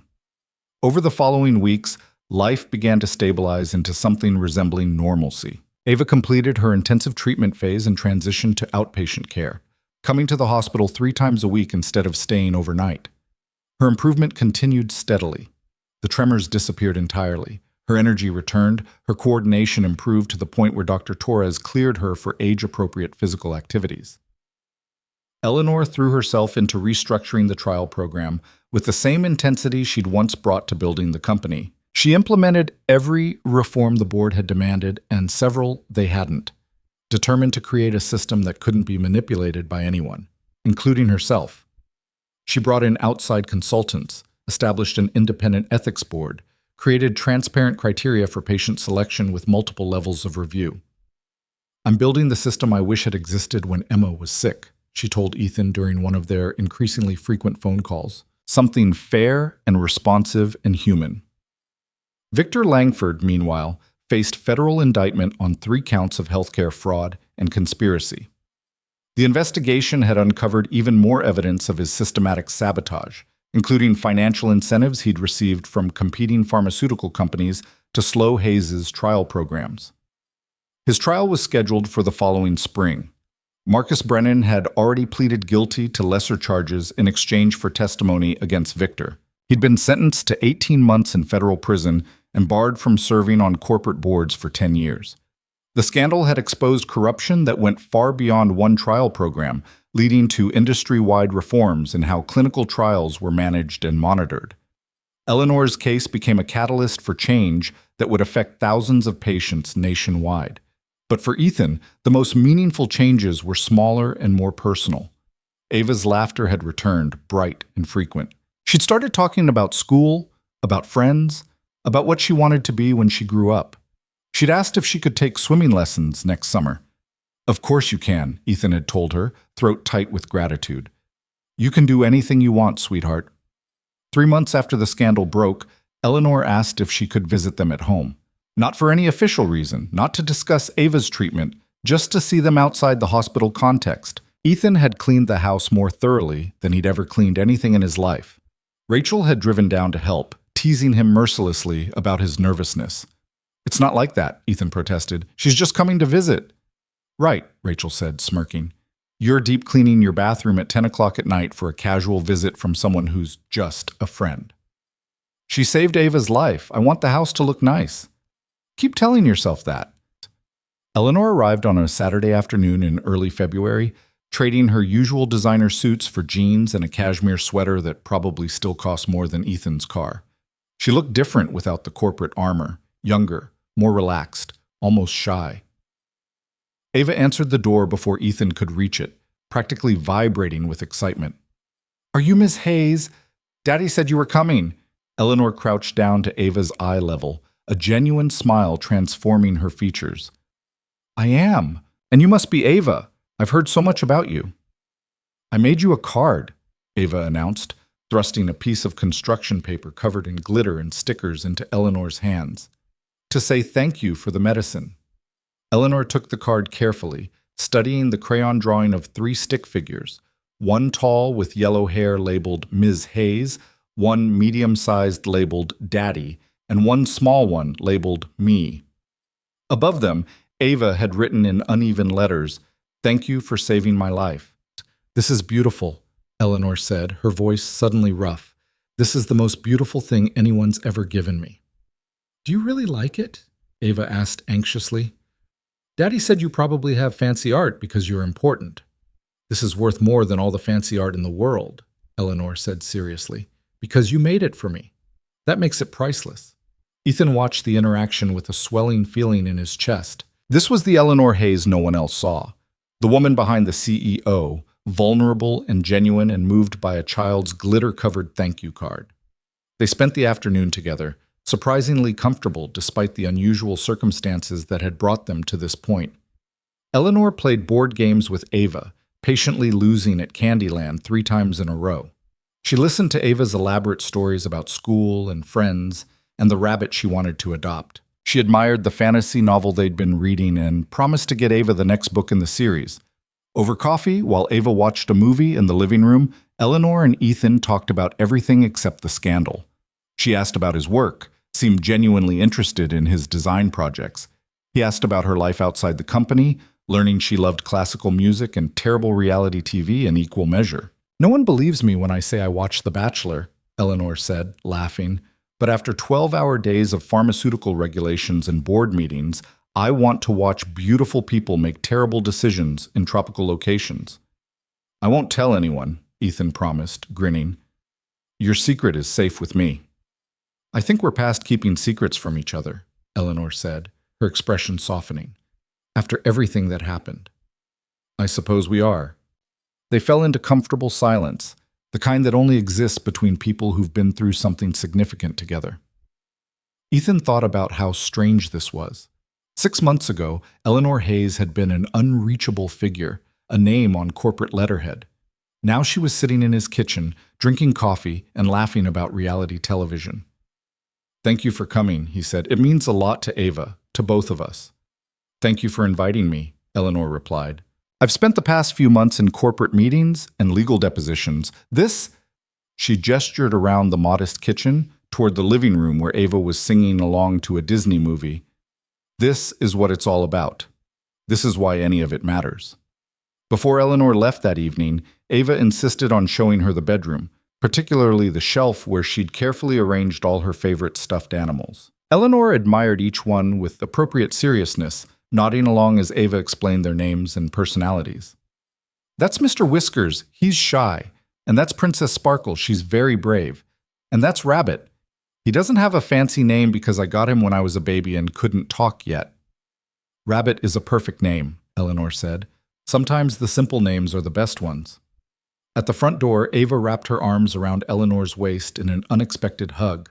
Will you come visit again? She asked, looking up with hopeful eyes. Eleanor glanced at Ethan, who nodded slightly. I'd love to, she said, returning the hug carefully.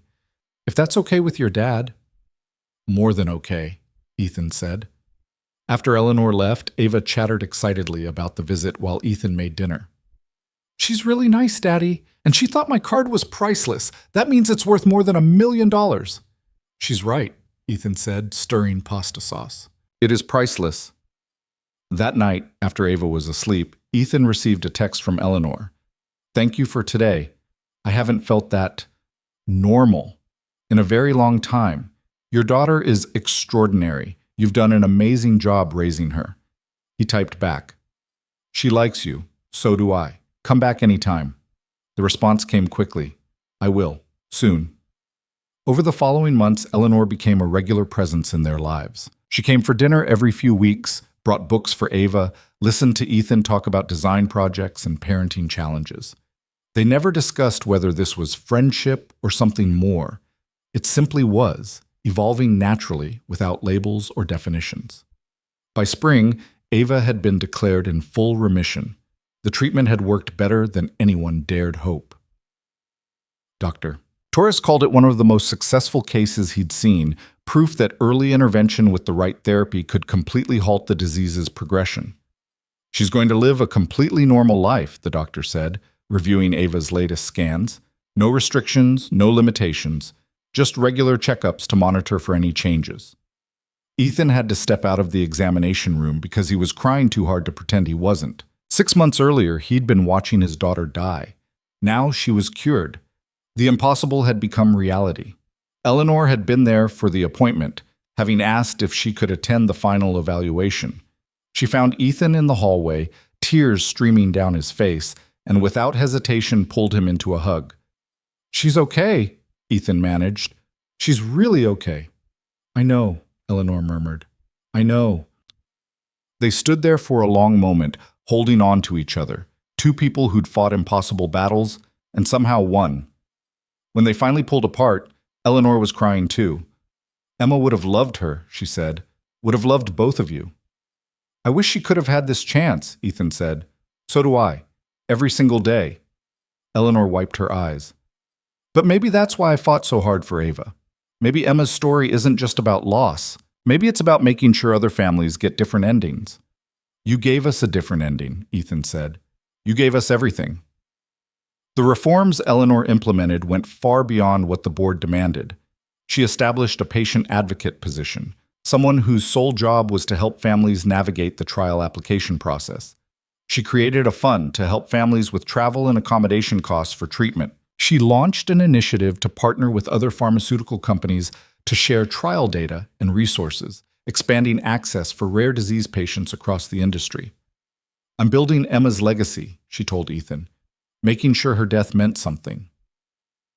The FDA approved the Krabbe disease treatment that summer. Within weeks, it became available to patients nationwide, covered by most insurance plans. The waiting list disappeared. Children who would have died now had access to life-saving treatment. The first patient treated under the new approval program was a 5-year-old girl from Ohio named Maya.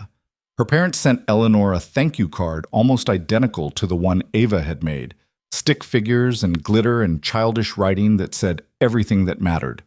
Eleanor framed both cards and hung them in her office, visible reminders of why the work mattered. On a warm evening in August, almost a year after the night Eleanor had appeared on his doorstep, Ethan invited her to dinner again.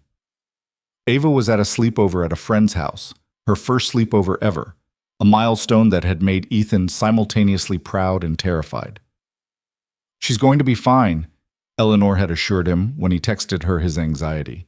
"She's a healthy, normal 8-year-old doing healthy, normal 8-year-old things." "I know. It's just hard to stop worrying."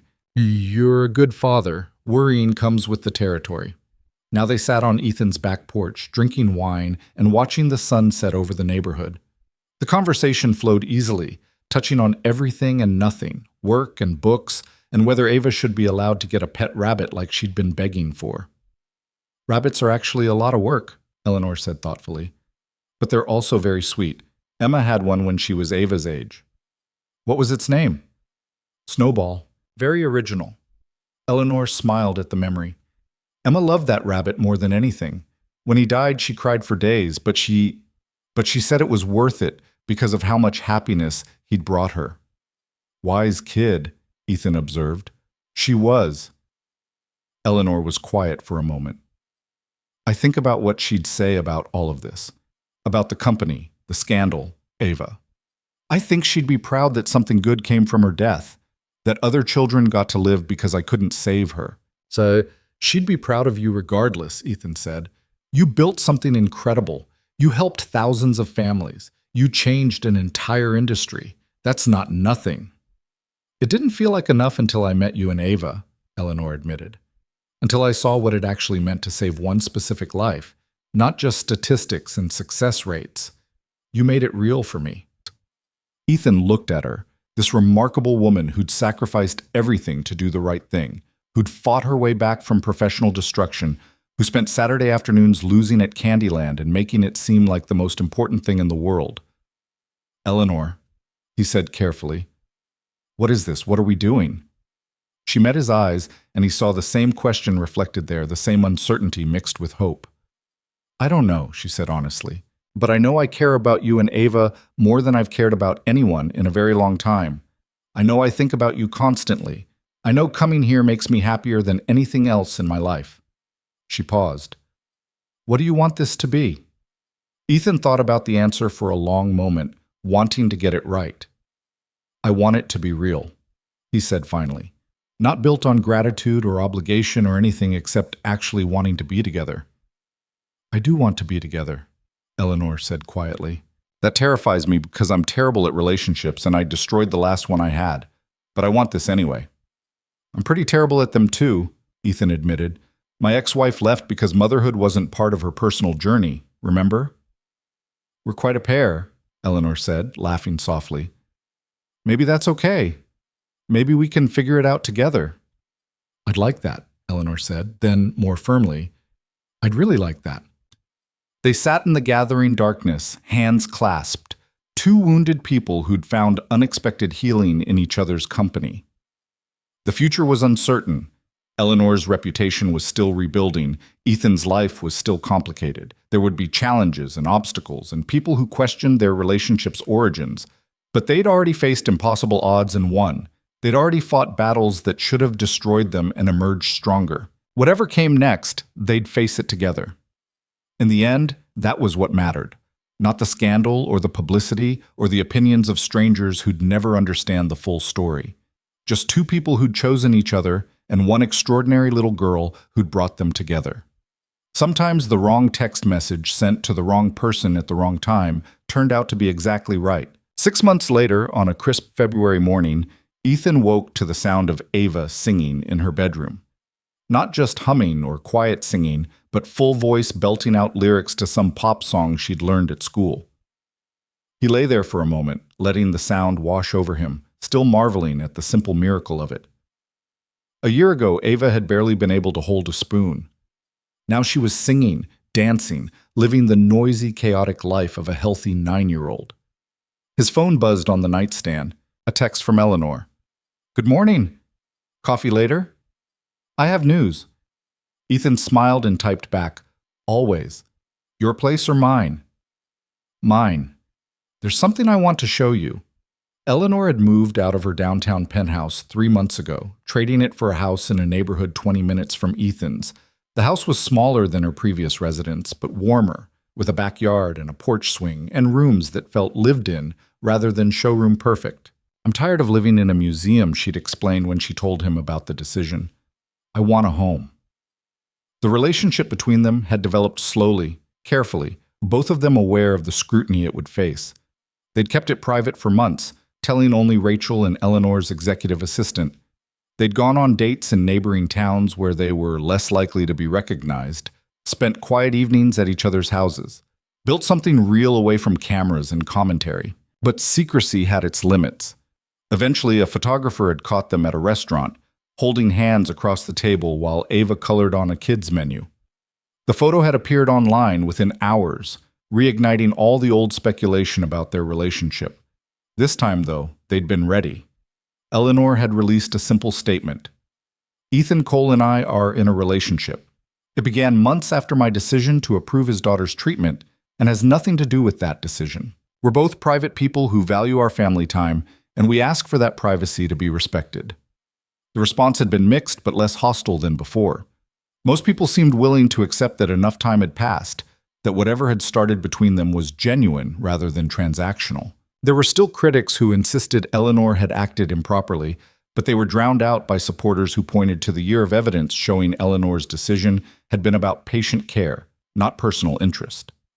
Ethan arrived at Eleanor's house at 10, letting himself in with the key she'd given him the month before. She was in the kitchen, surrounded by paperwork and looking simultaneously excited and nervous. "What's all this?" he asked, kissing her cheek and stealing a sip of her coffee. "The foundation," Eleanor said, gesturing at the documents spread across the counter. "It's finally approved. We can launch next month." The Emma Hayes Foundation had been Eleanor's passion project for the past 6 months. Using a significant portion of her personal wealth and funds from corporate partners, she'd created an organization dedicated to providing treatment access for children with rare diseases. The foundation would cover costs that insurance didn't, help families navigate the medical system, advocate for better research funding, and provide support services for parents fighting for their children's lives. "That's incredible," Ethan said, scanning the documents. "You did it." "We did it," Eleanor corrected. "You and those other families, you showed me what was needed. I'm just making it happen." She pulled out a specific folder and handed it to him. "There's something else. I want you to see this before I finalize anything." Ethan opened the folder and found himself looking at organizational charts and job descriptions. His eyes caught on one position in particular, Director of Family Services. The description outlined someone who would work directly with families, help them understand their options, serve as their advocate through the treatment process.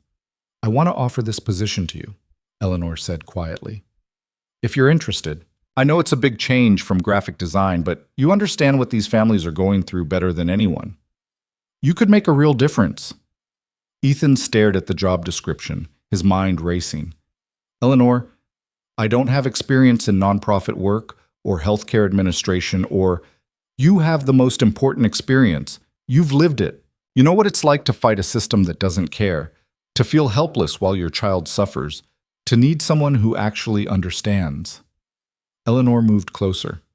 "I'm not asking you to make a decision right now. Just think about it. The foundation doesn't launch until April. You have time." "What if people think you're giving me this position because we're together?" Ethan asked. "What if it becomes another scandal?" Eleanor smiled slightly. "Let them think whatever they want. I'm offering you this job because you're qualified, because you care, and because I know you'd be extraordinary at it. Our relationship is separate. If it bothers you, we can have an external search firm review other candidates, prove you're the best person for the role." Ethan looked at the folder again, imagining himself in that position, helping families the way Eleanor had helped them, making sure no parent felt as alone and desperate as he'd felt. It would mean leaving the flexibility of freelance work, stepping into a very public role, facing scrutiny and criticism. But it would also mean purpose. It would mean turning the worst experience of his life into something that helped others. I want to think about it, he said finally. Talk to Ava, make sure she's comfortable with the change. But Eleanor, thank you for thinking of me, for trusting me with this. Always, she said, taking his hand. In everything, always. That evening, Ethan sat down with Ava to discuss the possibility. She was sprawled on the living room floor, working on a school project about space exploration, her homework spread around her in organized chaos. Hey, sweetheart, can we talk about something? Ethan asked, settling onto the couch. Ava looked up, immediately reading the seriousness in his tone. Am I in trouble? No, nothing like that. I wanted to ask what you'd think if I changed jobs. Eleanor offered me a position working at her new foundation, helping other families whose kids are sick. Ava sat up, considering this carefully. Would you still be my dad? The question made Ethan's heart squeeze. Of course. Always. That never changes, no matter what job I have. Would we still live here? Yes. Same house, same school, same everything. Just my work would be different. Ava thought about this, her expression serious in the way only children's expressions could be, completely earnest and slightly comical. Would you help kids like me when I was sick? Exactly like that. Then you should do it, Ava said decisively, because someone helped us when we needed it. We should help other people too. That's what Miss Eleanor says, paying it forward. Ethan pulled her into a hug, overwhelmed by her wisdom and generosity. When did you get so smart? I was always smart, Daddy. You just didn't notice because I was sick. She grinned at him. Also, does this mean Ms. Eleanor will come over more? Because I like when she's here. How do you feel about Eleanor? Ethan asked carefully. About me spending time with her? Ava shrugged with 9-year-old nonchalance. I like her. She's nice and she's really good at board games, even though she pretends to be bad so I can win. And she makes you smile a lot. She paused. Are you going to marry her? Ethan nearly choked. Where did that come from? Sophie's mom got remarried last year, and Sophie said her mom smiled a lot before the wedding, just like you smile when you talk about Ms. Eleanor. Ava looked at him with those knowing eyes. It's okay if you want to marry her, Daddy. I wouldn't be sad. I think it would be nice. I'm not rushing into anything, Ethan said, his heart doing complicated things in his chest. But I care about Eleanor very much, and I'm glad you like her. I more than like her, Ava said seriously. She saved my life. That makes her family already, doesn't it? The simple logic was irrefutable. Eleanor had become family through the most intense bonding experience possible, saving a child's life and then being there through the aftermath. Yes, sweetheart, Ethan said softly. I guess it does. He accepted the position with the foundation 2 weeks later. The announcement was made through official channels, with documentation showing the extensive search process and Ethan's qualifications. There was some criticism, predictably, but it was muted compared to earlier scandals. Most coverage focused on the foundation itself and its mission. The Emma Hayes Foundation officially launched on April 15th, exactly 2 years to the day after Emma's death. Eleanor had chosen the date deliberately, transforming an anniversary of grief into something hopeful. The launch event was held at a downtown hotel, attended by hundreds of people, medical professionals, patient advocates, families who'd been helped by Hayes Pharmaceuticals trials, and journalists covering the story. Ethan stood backstage with Eleanor, watching her review her speech notes for the 10th time. You're going to be amazing, he assured her.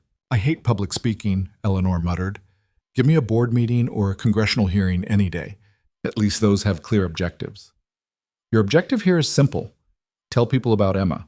Tell them why this matters. Eleanor looked at him, her expression softening. How did you get so wise? I learned from the best, he said, squeezing her hand.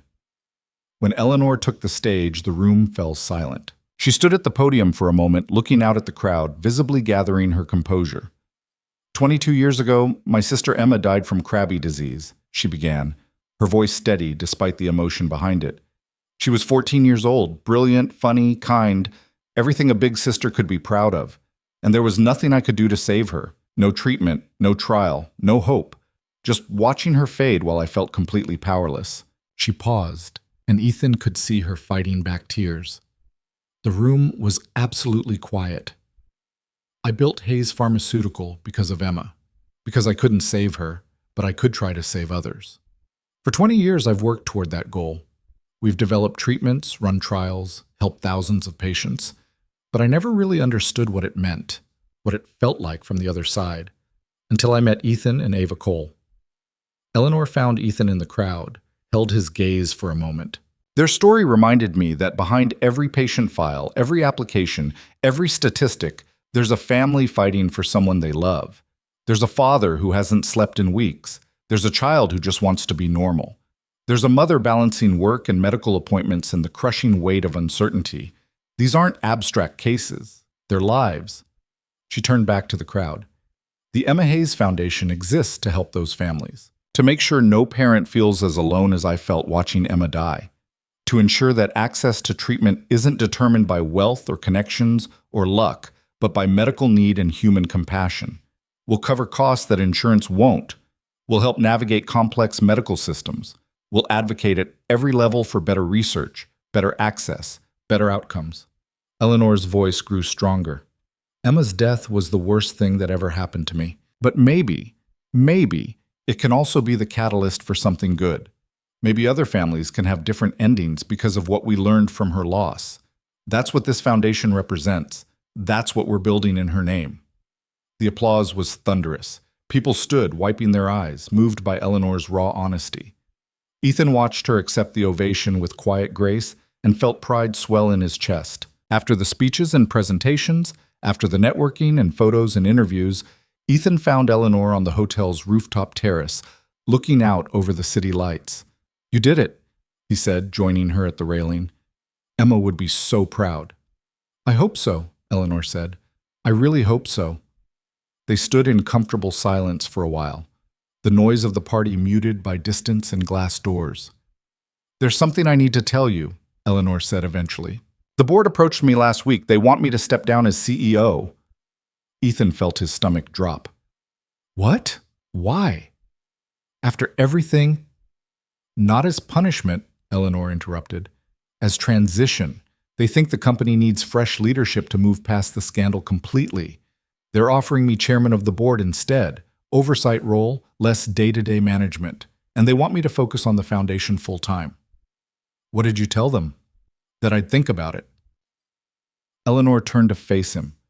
"Running Hayes Pharmaceutical was my life for 2 decades. It's how I define myself. Letting go of that is terrifying. But I'm also exhausted, Ethan. The scandal, the investigation, the constant scrutiny, it took something from me. And the foundation, working directly with families, actually making a difference one life at a time, that feels more meaningful than corporate strategy ever did." "What do you want to do?" Ethan asked.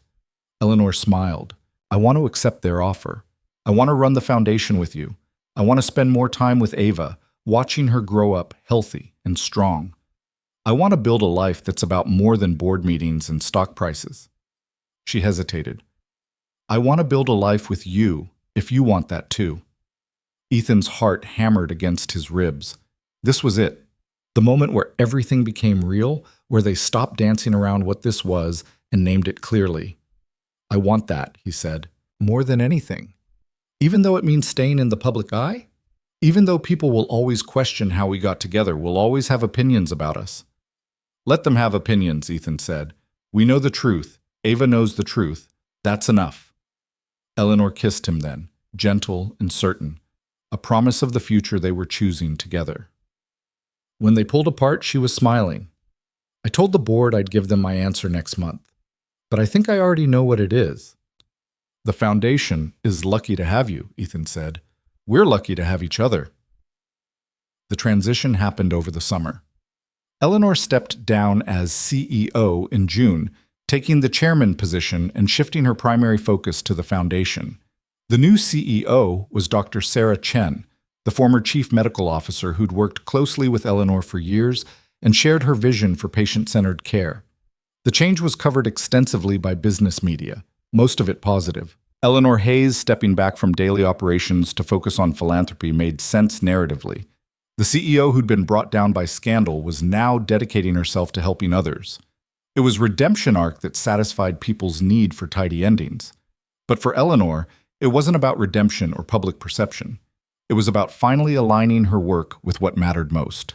"I don't miss it at all," she told Ethan one evening as they reviewed applications for the foundation's first round of support grants.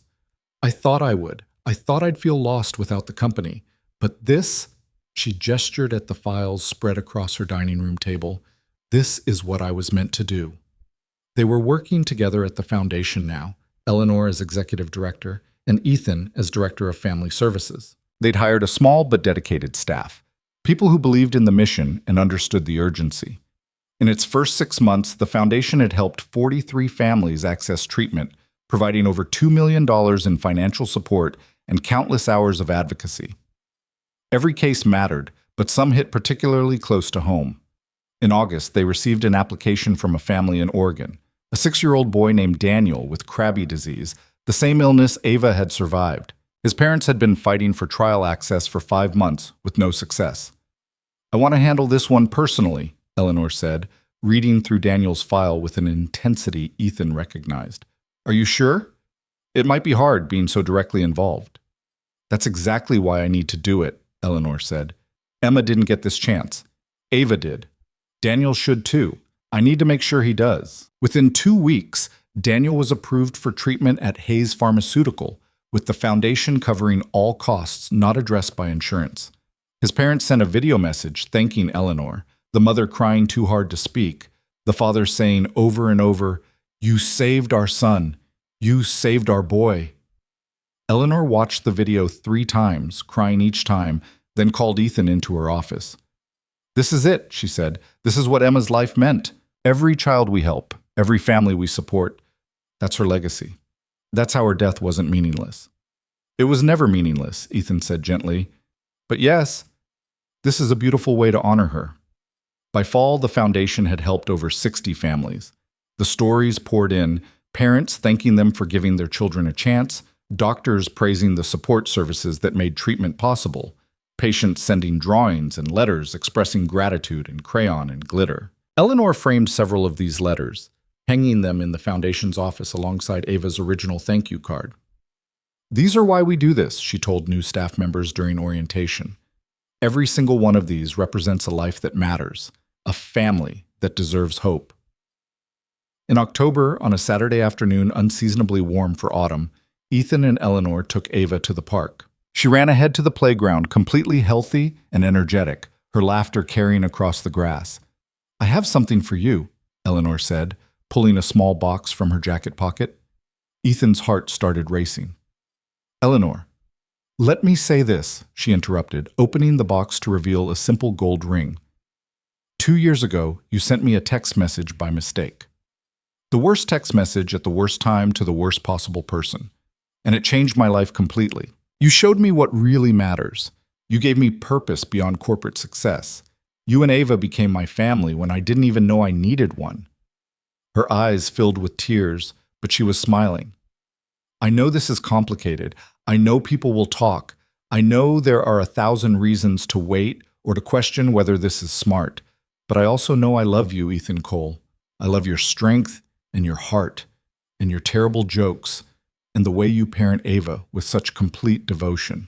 I love who I am when I'm with you, and I want to spend the rest of my life being that person."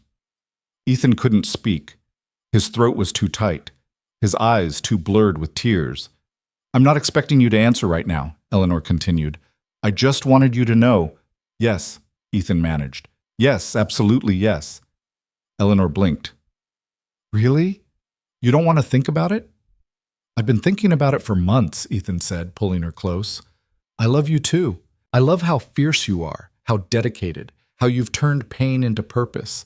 I love watching you with Ava, seeing this softer side that no one else gets to see. I love the life we're building together. So yes, Eleanor Hayes, I want to marry you."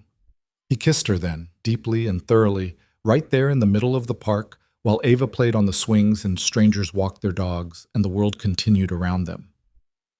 "Daddy, Miss Eleanor!" Ava's voice broke through the moment. She was running toward them, ponytail flying, face flushed with excitement. Are you guys kissing? Sophie's mom said when people kiss in the park, it means they're getting married. Eleanor and Ethan looked at each other and started laughing. Come here, sweetheart, Ethan said, crouching down as Ava reached them. We have something to tell you. Ava listened as they explained, her eyes growing wider. So Ms. Eleanor is going to be my mom? Like my actual mom? If that's okay with you, Eleanor said carefully. I would never try to replace your biological mother, but I would very much like to be part of your family officially. Ava threw her arms around Eleanor's waist. You're already my family. You saved my life.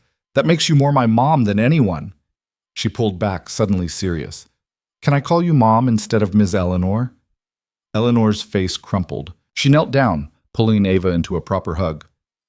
I would be honored, she whispered. So honored. They stayed like that for a long moment. Eleanor holding Ava, Ethan's arms around both of them. A family forged not by biology or convention, but by love and sacrifice and the strange paths that bring people together. The wedding was small and private, held in Eleanor's backyard on a sunny afternoon in December. Just 50 guests, close friends, family, colleagues from the foundation, some of the families they'd helped. Dr. Torres was there. Rachel served as maid of honor, and Ava was the flower girl, taking her role with utmost seriousness. Eleanor wore a simple ivory dress, not the elaborate designer gown people might have expected. Ethan wore the nicest suit he owned, the one he'd bought for important client meetings and had never actually worn until now. They exchanged vows that they'd written themselves, standing under an arch decorated with flowers that had been Emma's favorites. Eleanor spoke about second chances and unexpected love and building families from broken pieces. Ethan talked about miracle text messages and the courage it takes to save a stranger's child, and how sometimes the best things in life come from the worst mistakes. I sent you that text by accident, Ethan said, holding Eleanor's hands and fighting back tears. But loving you has been the most intentional thing I've ever done. You're my partner, my best friend, my hero, and I promise to spend the rest of my life being worthy of the extraordinary gift of you. There wasn't a dry eye in the backyard. After the ceremony, during the reception, Ava insisted on making a speech. She stood on a chair, tapping a spoon against a glass like she'd seen in movies, and waited for silence. I want to say thank you to my new mom, Ava announced, her child's voice carrying across the yard. 2 years ago, I was really sick and everyone said I might die. But Mom, she looked at Eleanor with absolute trust. Mom saved me, not just with medicine, but with love. She fought for me when she didn't even know me, and now she loves me like I've always been hers. Ava turned to Ethan. And Daddy, thank you for sending that weird text message to the wrong person. Sophie's mom was right. Sometimes mistakes are actually the best things that happen. The guests erupted in laughter and applause. Eleanor was crying openly, Ethan was laughing through tears, and Ava beamed with pride at her successful speech. Later, as the sun set and string lights illuminated the yard, Eleanor and Ethan slow danced while Ava ran around with other children, burning off cake-fueled energy. Happy? Ethan murmured against Eleanor's hair. Happier than I thought possible, she admitted. 2 years ago, I was alone in a penthouse, married to my work, running from grief. Now I have you and Ava and a purpose that actually matters. How did this happen? You answered a text message, Ethan said. You could have ignored it, could have had your assistant send a polite rejection, but you answered, and then you showed up at my door when you could have sent an email. You made choices that weren't easy or safe or politically smart. You chose compassion over convenience. That's how this happened. We both made choices, Eleanor said. You chose to fight for Ava when the system said no. You chose to speak up when it would have been easier to stay quiet. You chose to see me as a person rather than just the CEO who could help you. We chose each other, step by step. Best choice I ever made, Ethan said, kissing her forehead. Across the yard, Ava was showing Dr. Torres the flower she'd picked, her hands steady and sure, her future bright and unlimited. She caught sight of her parents dancing and waved enthusiastically, nearly dropping the flower in her excitement. Our daughter, Eleanor said softly, testing out the words. That still feels surreal. Better get used to it, Mrs. Cole Hayes, Ethan teased. Eleanor smiled at the hyphenated name they'd both decided to take, a merging of their identities into something new. I could get used to anything as long as you and Ava are part of it. The Emma Hayes Foundation continued to grow over the following years. By its third anniversary, it had helped over 300 families, expanded to support research for multiple rare diseases, and launched a fellowship program training healthcare advocates. Eleanor ran it with the same intensity she'd once brought to Hayes Pharmaceutical, but with more joy, more connection to the human impact of the work. Ethan thrived in his role, becoming a voice for families navigating impossible medical systems. He spoke at conferences, wrote articles, consulted with hospitals on improving patient communication. The scared father who'd once felt powerless had become an advocate helping others find their power. And Ava grew up healthy and strong, carrying the knowledge that she'd been saved by people who refused to accept the world as it was. She volunteered at the foundation in high school, helping organize fundraisers and writing thank you notes to donors. In college, she studied public health, determined to continue the work that had saved her life. "You know what's funny?" Ava said during a family dinner shortly before her college graduation. She was 22 now, poised and confident, planning to join the foundation full-time after graduation. "My whole life exists because Dad can't type properly." "Hey," Ethan protested. "I type fine. I just had bad autocomplete." "Bad autocomplete that changed everything," Eleanor said, smiling. She reached across the table to take both their hands. "Sometimes I think about that night, me getting that text, deciding to investigate, driving to your house. I could have made 100 different choices. I could have ignored it, delegated it, waited until morning." "But you didn't," Ava said. "You chose to care. You always choose to care." Eleanor squeezed their hands. "You two made it easy. You were worth fighting for. You still are." On the 5th anniversary of the foundation's launch, they held a gala fundraiser. The event had grown from a simple launch party to one of the city's major philanthropic events, raising millions for rare disease research and treatment access. During the gala, Eleanor took the stage to give the annual update. She looked out at the crowd, over 500 people, all there because they believed in the mission, and felt Emma's presence like a warmth in her chest. 5 years ago, we launched this foundation with a simple goal: to make sure no family faces alone what my family faced when Emma was sick, Eleanor began. Today, we've helped over 800 families access life-saving treatment. We've funded research that's led to 3 new therapeutic approaches. We've trained 200 healthcare advocates who work directly with patients. We've changed lives. She paused, finding Ethan and Ava in the crowd. They were sitting together, Ava now grown but still with the same bright eyes that had looked at Eleanor with trust all those years ago.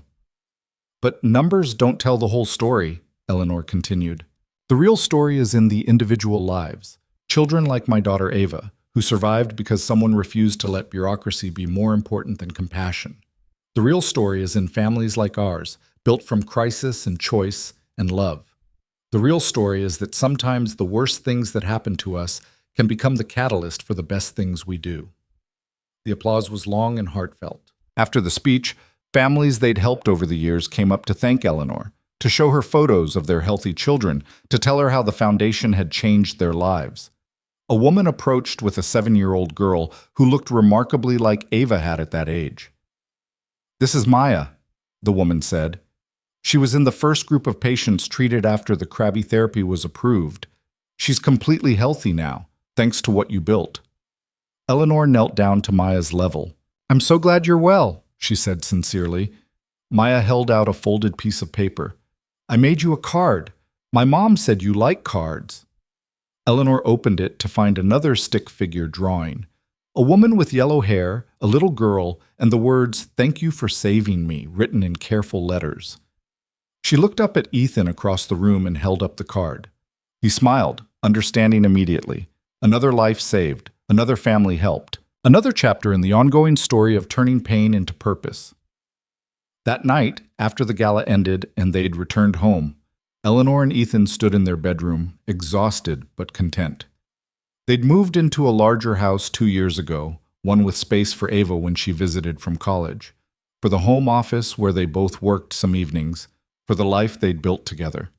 "I keep all the cards," Eleanor confessed, pulling out a box from her closet. Inside were dozens of hand-drawn thank you cards from children they'd helped. "I know it's sentimental, but It's not sentimental, Ethan interrupted. It's remembering what matters. Eleanor pulled out Ava's original card, the first one, now protected in a frame. The glitter had long since stopped shedding, the construction paper slightly faded, but the message remained clear. Thank you for saving my life. Do you ever think about that night? Eleanor asked. What would have happened if things had gone differently? All the time, Ethan admitted. If you'd ignored the text, Ava probably wouldn't have gotten into the trial in time. If you'd sent a rejection, I would have kept fighting, but might not have won. If you hadn't had the courage to expose Victor's sabotage, hundreds of other families would still be facing those same barriers. If you hadn't fought for her in the first place, I never would have seen what was broken, Eleanor countered. If you hadn't spoken up during the scandal, I might have actually lost everything. If you hadn't had the courage to tell the truth, the whole narrative might have stayed distorted. They stood together, thinking about the impossible chain of events that had brought them to this moment.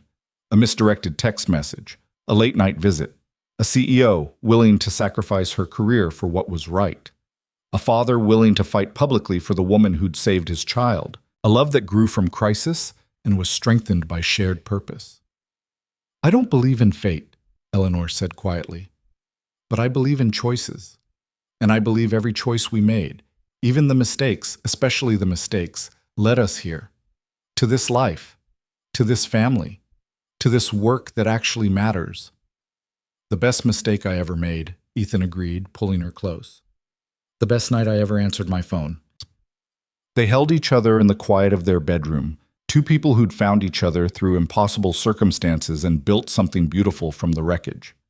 In the room down the hall, Ava's childhood bedroom waited for her visits home from college, still decorated with posters and photos and memories of the little girl who'd survived when survival seemed impossible. On her bookshelf sat the fantasy novel they'd been reading during those dark days in the hospital, a bookmark still holding the place they'd left off. Ava had finished that series years ago, had moved on to new books and new dreams. But she'd kept that particular volume, with its dog-eared pages and coffee stains, as a reminder of where she'd been and how far she'd come. In the Foundation's office downtown, files of families they'd helped were organized meticulously, each one representing lives changed and hope restored. New applications arrived daily, each one reviewed with the same care and compassion that Eleanor had shown Ava that first night. The work continued. The mission expanded. The impact rippled outward in ways they couldn't fully measure but could see, in individual lives saved, in families kept whole, in children given futures they'd almost lost. Emma's death had broken Eleanor's heart. But from that broken place had grown something remarkable. A company that developed treatments, a foundation that ensured access, a family built on love and second chances, and a legacy of compassion that would outlive them all. Sometimes the wrong text message, sent to the wrong person at the wrong time, turned out to be perfectly right. Sometimes mistakes became miracles. Sometimes a moment of chaos and fear became the beginning of everything beautiful. And sometimes, just sometimes, love emerged from the least likely places and proved to be the strongest thing of all. Years later, when people asked how they'd met, Ethan and Eleanor would exchange a look and smile. The story was public record, dissected in articles and discussed in business schools as a case study in corporate ethics and crisis management. But the real story, the one that mattered, was simpler and more profound.